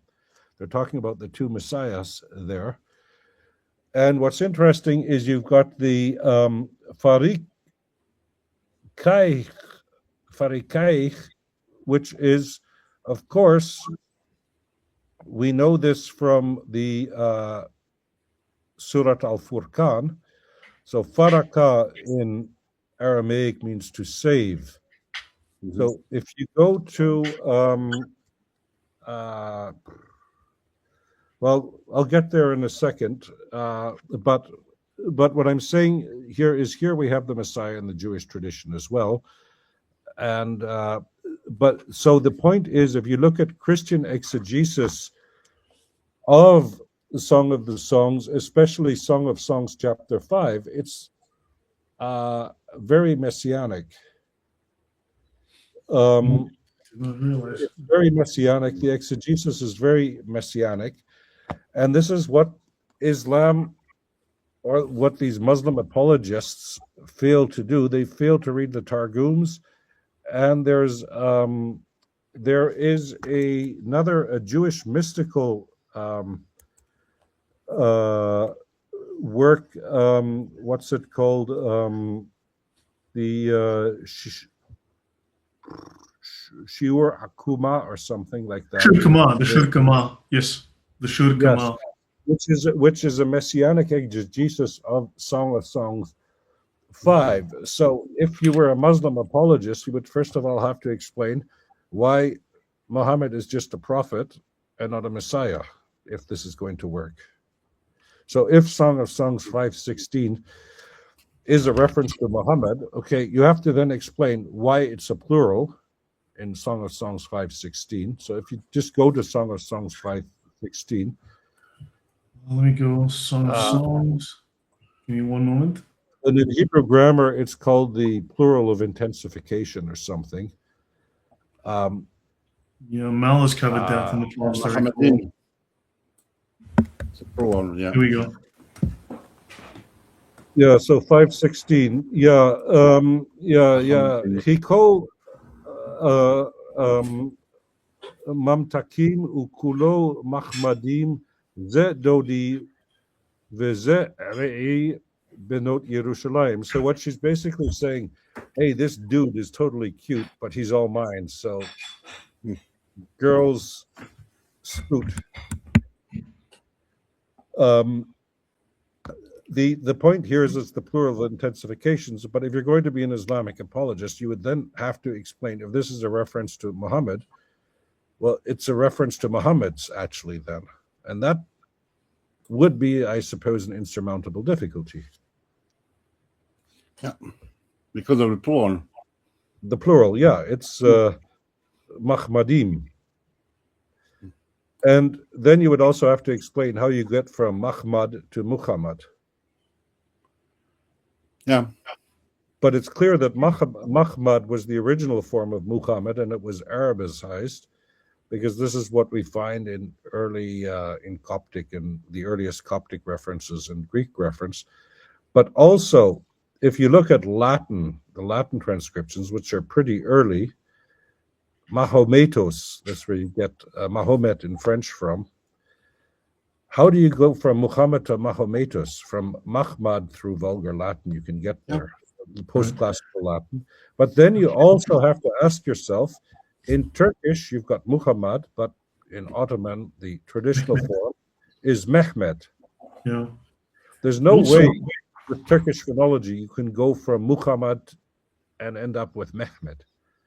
Besides the words, you speak of the shirkama, which is the measurements of the body, which is sort of the measurements that the Jews, Rabbinic Jews, were trying to apply to the size of God, which made him 96 miles tall and so on. But the exact same idea was present with the Al-Chasai, who spoke of an angel whose head scraped the universe, scraped the sky, and whose feet straddled the entire horizon. And then, of course, when you see where Aisha speaks in the Hadith of how Muhammad saw Gabriel in his true form, then Gabriel is of the same dimensions. He's massive. He touches, his head touches the sky exactly like the Jews had it. Yeah. And then the Al-Chasai had it, and then Muhammad has it. So that's, an interesting parallel there. Well, of course. What I mean is that these hadiths, if, somebody should start doing source critical analysis of hadiths, because this is a great example. But then we run into the same problem. How would anybody know about this work in Mecca or Medina in Hebrew? Yeah. So, like how many, what did they do? Did the Jews, so the Jews of the Hijaz, they only exist in the Islamic tradition, of course. So I'm not convinced they're historical. So what do you make of Waraka bin Nawfal, Ibn Nawfal in Mecca? A Jew who converted to Nazarenism, who knew about the Hebrew scriptures, but the story is of course later, and it's of course the famous topos, because this is you get somebody from another religion to confirm that your guy is the real guy. Yeah, but the name of the guy, Ibn Nawfal. Nawfal, I think it means a folio or a page, a leaf in a book. Yeah, a sort of fictional character. Of course, that says something about a Jewish influence, nonetheless. But I was thinking also when you were talking about Mahometos and Mehmet. You also have this in the Sirah. When Muhammad is born, the Jews of Medina see a star, and they know Muhammad is born in Mecca. Like, give me a break. Like the Magis. I was just thinking about the fact that John of Damascus, he talks about Muhammad, but he wrote in Greek, Mamed. Not Ma'amed or Mohammed, but only Mamed. He could have written Ma'amed. If you look at the name of Muawiyah, for example, the Inârah inscription that you know very well. Yeah, but the question Ma'awiyah. But Ma'awiyah, yes. So you could, if you want to do that, Lloyd, you can look up the Greek inscription of Muawiyah. You'll probably get to Islamic awareness. The Greek inscription, the Khamdat. Gadara, type for Gadara inscription. Gadara inscription Muawiyah. That's interesting. Because this also undermines a basic tenet of the Islamic tradition, I think, as Odon might know. Gadara inscription Muawiyah. So here it is. Yeah, this Voila. one. Yeah, very good. So that's good. That works fine. Just call it up. Give it to as big as it gets. I can find a better copy. Okay, so first of all, what does the inscription start with? A cross. The cross. So that's a Christian cross. And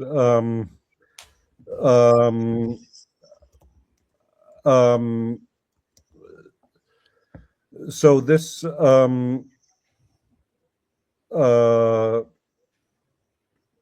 so that should tell us something about the last time I looked, but who am I to say anything? But the cross isn't really a Islamic symbol, but I might be wrong. You can correct me. Good. So where are we? So we have the inscription here, and then we have Epi Abdullah. So Abdullah, the servant of God, which is of course a reference to Isaiah, the Eved Yahweh, the Eved Adonai. And it's a Christian name, of course, in pre-Islamic Arabic. And then what Odon was referring to, this is Ma'aviyah. So they don't write the Ain, and he's not called Mu'awiyah as in Arabic, but this is also what we find in the Jewish tradition. He's also called Ma'aviyah. And then we find he's called the Amira al-Mu'minin, so the commander of the faithful. But of course, the question is, the commander of which faithful? So, al-Mu'minin, and then we have Apeluthe Kai Aneothe. So basically, it was preserved and renewed. O Klibanos ton etauthia. So the sauna of the residents here, Dia by Abdullah Huyu Abu Asemu, by Abdullah, the son of Abu Hasim, the Sumbulu, the counselor, and Mene de Cambrio in the month of December. Gente emera deutera indictiones. So it's on the December the 5th, on the second day of the 6th year of the indiction. The indiction years were the Byzantine taxation system. So every 7 years they reassessed the value of properties. And it was, so he's clearly, Muawiyah is within the Byzantine Empire still to some extent. He's using the indiction years. And then we find Etus tes colonias, and then 726. So in the year of the colony, 726, so that's the annus provinciae of the Romans. So when the region became first this province. And then he says, Kata Arabas Etus 42, Ais Iasem ton Nosunton Spude Iano, and then M, which probably stands for Metropolitu Gadarenu. So the final, so he has the indiction years, which are Byzantine, the years of the colony, which is the Annus Anni Provinciae, which is Roman. Then the final dating, or the final thing he mentions, for the healing of the sick, which is why they have a sauna, thanks to the efforts of John, the Metropolitan, so the Bishop of Gadara. Sounds all very Islamic, but the thing here that interests us the most is at the third line from the bottom to the right. Yeah. There we've got Kata Arabas. So the inscription comes from 644. he dates it. This is, of course, the Hijri dating. But he calls it according to the Arabs. Why? Because what does the Hijra have to do with the Arabs? It was always the flight of Muhammad from... Go ahead. No, the prefix mu also means something. It's one who does the thing that follows in the rest of the word. So Muslim. So Mu'awiya, what does he do? Does Awiya or Avia mean something? That he does that thing? No. Well, what the etymology is, so the root from Ain Wav Ya, it usually means in Semitic to bewail something. And according to some people, they've proposed that, well, there was a group of monks that, what do you call that in English? Féledeuil, hold on. Still it? No, they mourned the crucified Christ, so they cried. Féledeuil. But he could have been. So the question is, it's a serious question. With, if you look at the names of the Umayyad caliphs, are these names or are they titles? Because you could also see it as that his profession. He was somebody who was in mourning of crucified Christ. But anyway, the point is Muawiyah would be a passive participle in Arabic. It can't be that with Ma'awiyah. Okay. So whatever his name is, if it's a name or a title, we'll leave that in the middle. The big question is, why does he say in year 42 according to the Arabs? No. Oh, hold on. Because even if you don't know the commander of the faithful of the hot baths, okay, that's basically, this is more eloquently translated. Abu Wasemos, Abu Hashim, the counselor, the symbol on the 5th month of December, the second day, 6th year of the indiction, in the year 726 of the colony, according to the Arabs, the 42nd year, for healing the sick under the care of Johannes. But the metropolitan, it could also be the bishop of, so he says there, the M stands for magistrianu, the magister. It could also be the metropolitan, because Johannes is, of course, a rather Christian name, I would dare say. But the point is, why is it the year 42 according to the Arabs? Well, if you look, of course, what happened in 622, Heraclius, the war you talked about earlier. So Heraclius in Constantinople is under a lot of pressure. He's being cornered by what's his name? The Shah and Shaheen. What's his name again? Khosrau II. And he has to attack before the Byzantine Empire is wiped off the face of the earth. And he leaves Constantinople on Easter Sunday, and his army is led by a icon of the Holy Mother of God, which self-produced itself, apparently. It is claimed, it is said. I wasn't there, I can't judge it, but I'm just telling what the sources say. And of course, this is the first Byzantine Sassanid war where the Arabs don't play a huge part, because of course the Limitani, the border guards of the Roman Empire on the Euphrates, were the Ghassanids, based largely in Golan.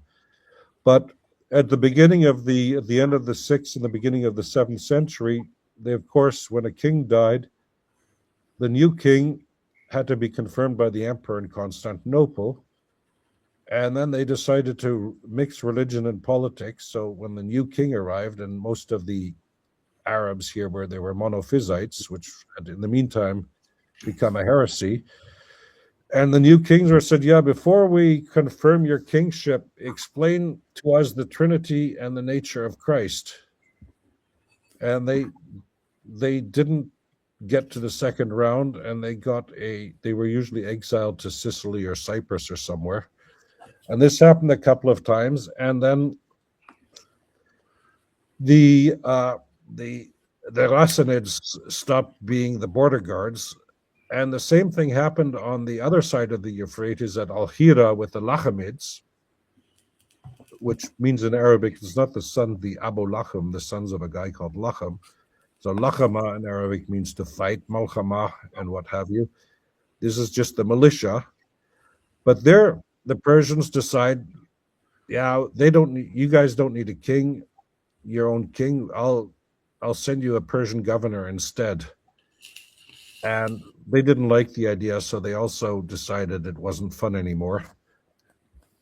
So this was the first war without the involvement of the Arabs. And what did they do? Yeah, good. The big boys are out killing each other. So they used this war to gain independence. So for Muawiyah, 622 is the date when he declares independence, or when he thought the Arabs declared independence. So you have this analogy, I think with the with some former colonies, I think Vietnam with the French, and France is occupied, so let's become independent. And then, so what day did Vietnam become independent? The same thing with Indonesia and the Dutch. They say 1945, the Dutch say 1948, and the French say whatever the Conference of Geneva or wherever it was. But so it's clear here this guy has never heard of Muhammad, and he's never heard of the Hijrah. And what's interesting is that if you look at the papyri and the old dates, because we also have a inscription from Muawiyah from Taif, which is near Mecca, in Arabic, and it's also dated to year 42, but he doesn't say what's being counted. And if you look at the Arabic papyri, they all they say Dhu al-Qadda, so the year of the judge, Dhu al-Hijjah, Dhu al-Hijra al-Arab. They have all kinds of designations later, but nothing clearly Hijra. And of course, if you look at the Aramaic texts, they say something similar. They start using the Hijra dating in the later in the 7th century, and this becomes interesting. They say in the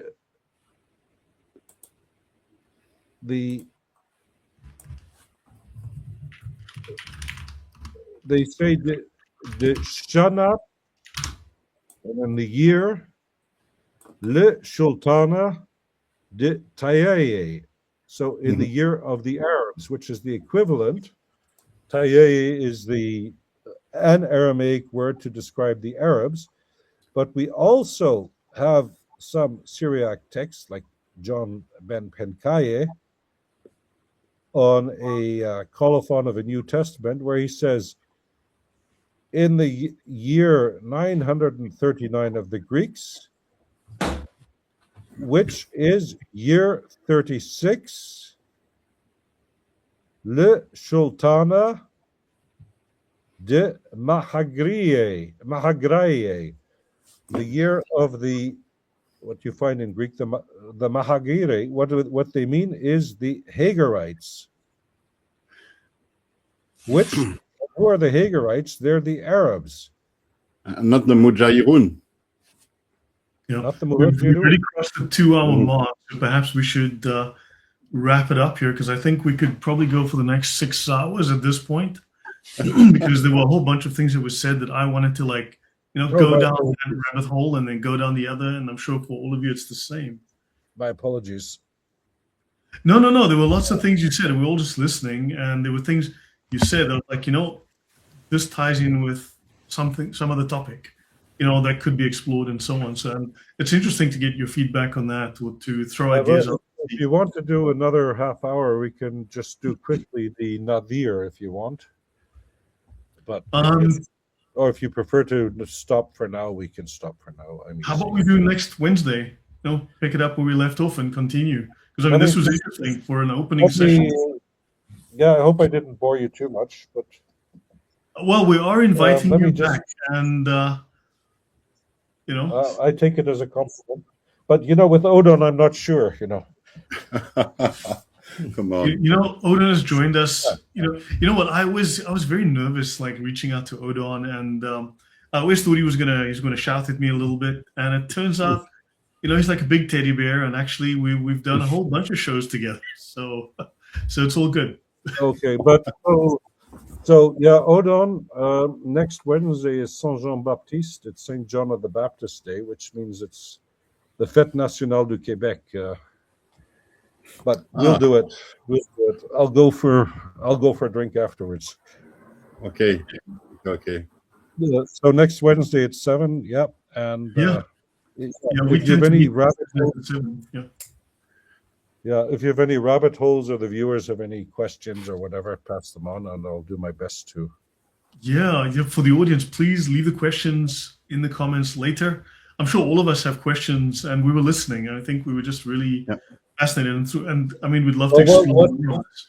If nothing else, it should have become clear today that the Quran. So of course, it makes perfect sense to move later Islam, Muhammad, and the Quran to Mecca, because it's a blank canvas. You can say anything you want.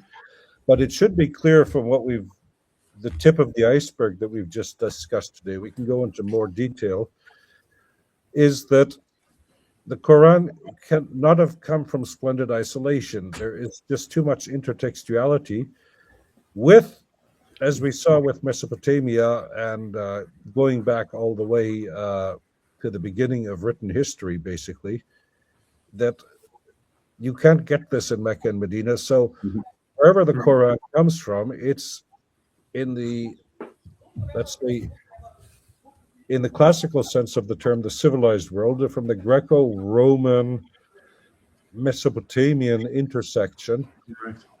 And because otherwise, none of this would have made sense. Who would, if you write a book, somebody has to understand it. Yeah. Right. Something we've done here is present ideas, write presentations, present research, and we all discuss them. And I think we all have something to contribute, and we all are converging. The standard narrative is clearly on its last legs, despite its adherents, even on the Christian apologetic side. But I don't think it can hold for much longer, because there's just so much evidence that conspires against the standard narrative. There's just too much historical evidence now, and it's just a matter of assembling it, putting it on the table. So you have a problem. Like if you look at the Sirat in Arabic, not the translation, because the translations are always highly selective. But if you take out the intertextuality with the Bible, you're left with about, a third of the text. So with both testaments. And so, for example, you have this famous where Muhammad conquers Mecca at the Battle of the Trench. But if you go back to Justinian the Great and his famous general Belisarius, he fights the Battle of Dara, where he defeats the Persians by making a trench. And this we find in Procopius, the Wars of Justinian. So Procopius is the famous biographer, hagiographer of Justinian the Great. He writes a rather interesting account also of the private life of Justinian and Theodora and what they got up to in the palace. But they've stolen ideas and incorporated those into their stories. We should. The Battle of Dara is clearly the Vorlage of the Battle of the Trench, and there's no. And if you look at the description of Procopius, well, this is the detailed version, and what you find in the Islamic account of the Battle of the Trench is the Reader's Digest version, let us say. Right. Okay. But you also have the other problem, just to finish quickly. So with the biblical figures, what we talked about at the beginning, what is interesting is that, with the exception of Jonah, but Jonah is an exception because Yunus is clearly borrowed from Greek. It's not from Hebrew or Aramaic, it's clearly from Greek. And of course, in Hebrew, Jonah is transparent, it's the dove. But the point being that all of the biblical figures mentioned in the Quran that are prophets and Rasul, messengers, are not prophets in the biblical tradition. And the biblical prophets are never mentioned. And then we come to the second point. What is a prophet doing in the 7th century? That's an anachronism. And the third problem... Well, he says also prophecy comes from the Jews, and he claims he's not a Jew, so how is he a prophet? Yeah, but even in Judaism, there are no prophets at this time, because Malachi is the last of the prophets. And what you find in the rabbinic Jewish tradition is that prophecy is ceased, and if God somehow needs to talk directly to the rabbis, he sends the Bat Kol, the daughter of the voice. It's sort of something similar to the Holy Spirit. Let's not press the analogy. It's basically a similar idea, put it that way. Mm-hmm.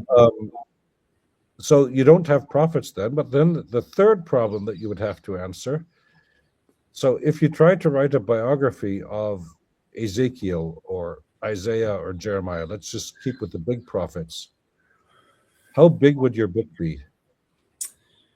Thin. Yeah, there's not a lot of detail.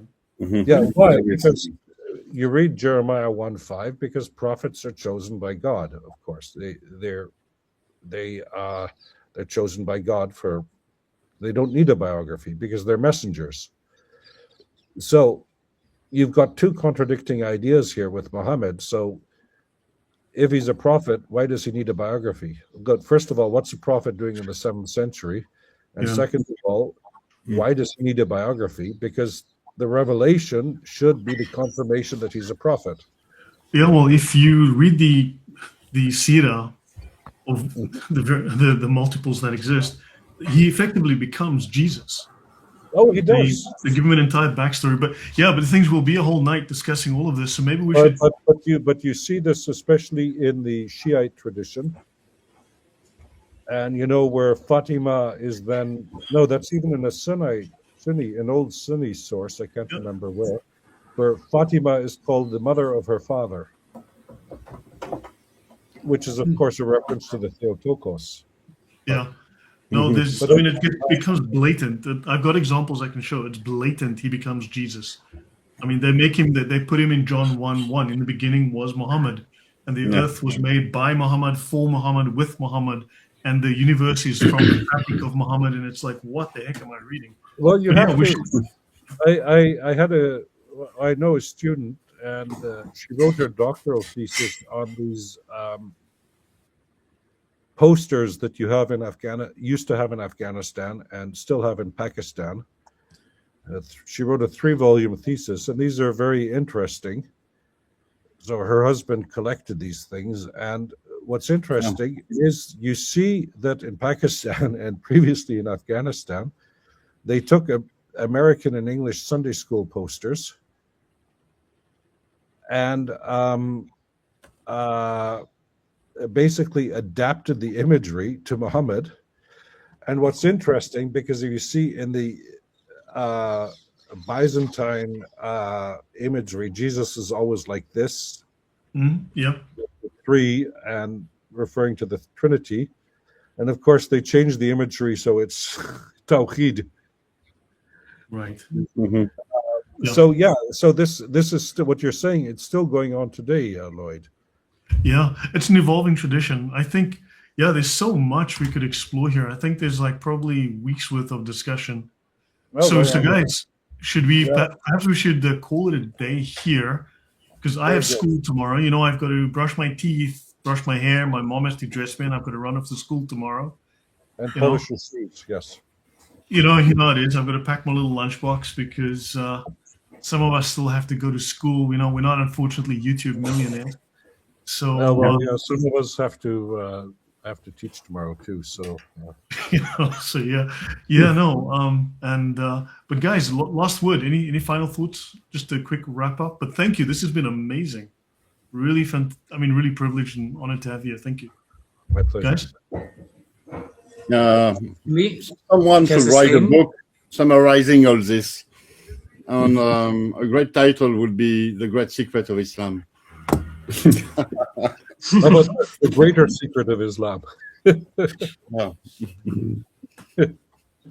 From me, thank you, Robert. It's been phenomenal, and we live in a world where people are used to getting answers very quickly as to what happened with Islam. Oh yeah, there was this guy who didn't know anything about anything, and then people followed him. But that's not the case. 7th, 8th century, lots of things were happening. So it will be great to reconvene next week and continue conversations to try to make sense of what happened 1400 years ago. But a very, very good show. It's been a pleasure as well meeting you for the first time, Professor.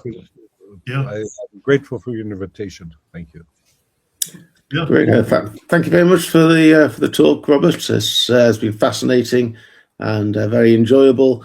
I've got several questions, but I think Lloyd would not permit them. But we could maybe chat. Bring them on next time. Let's start with questions next time. So yeah. Okay. Yeah. No. Also so I can have some dinner. It's late, but I need some dinner too. Yes. Yeah, but yeah, this was fantastic. I just got in from this train trip through Germany. I understand, but the topic is so compelling. So thank you. My pleasure. So guys, then we'll pick this up next week. Thank you very much for offering to come back. So everyone, thank you very much for the time, and God bless, and we will see you all soon. Take care, you guys. Thank you.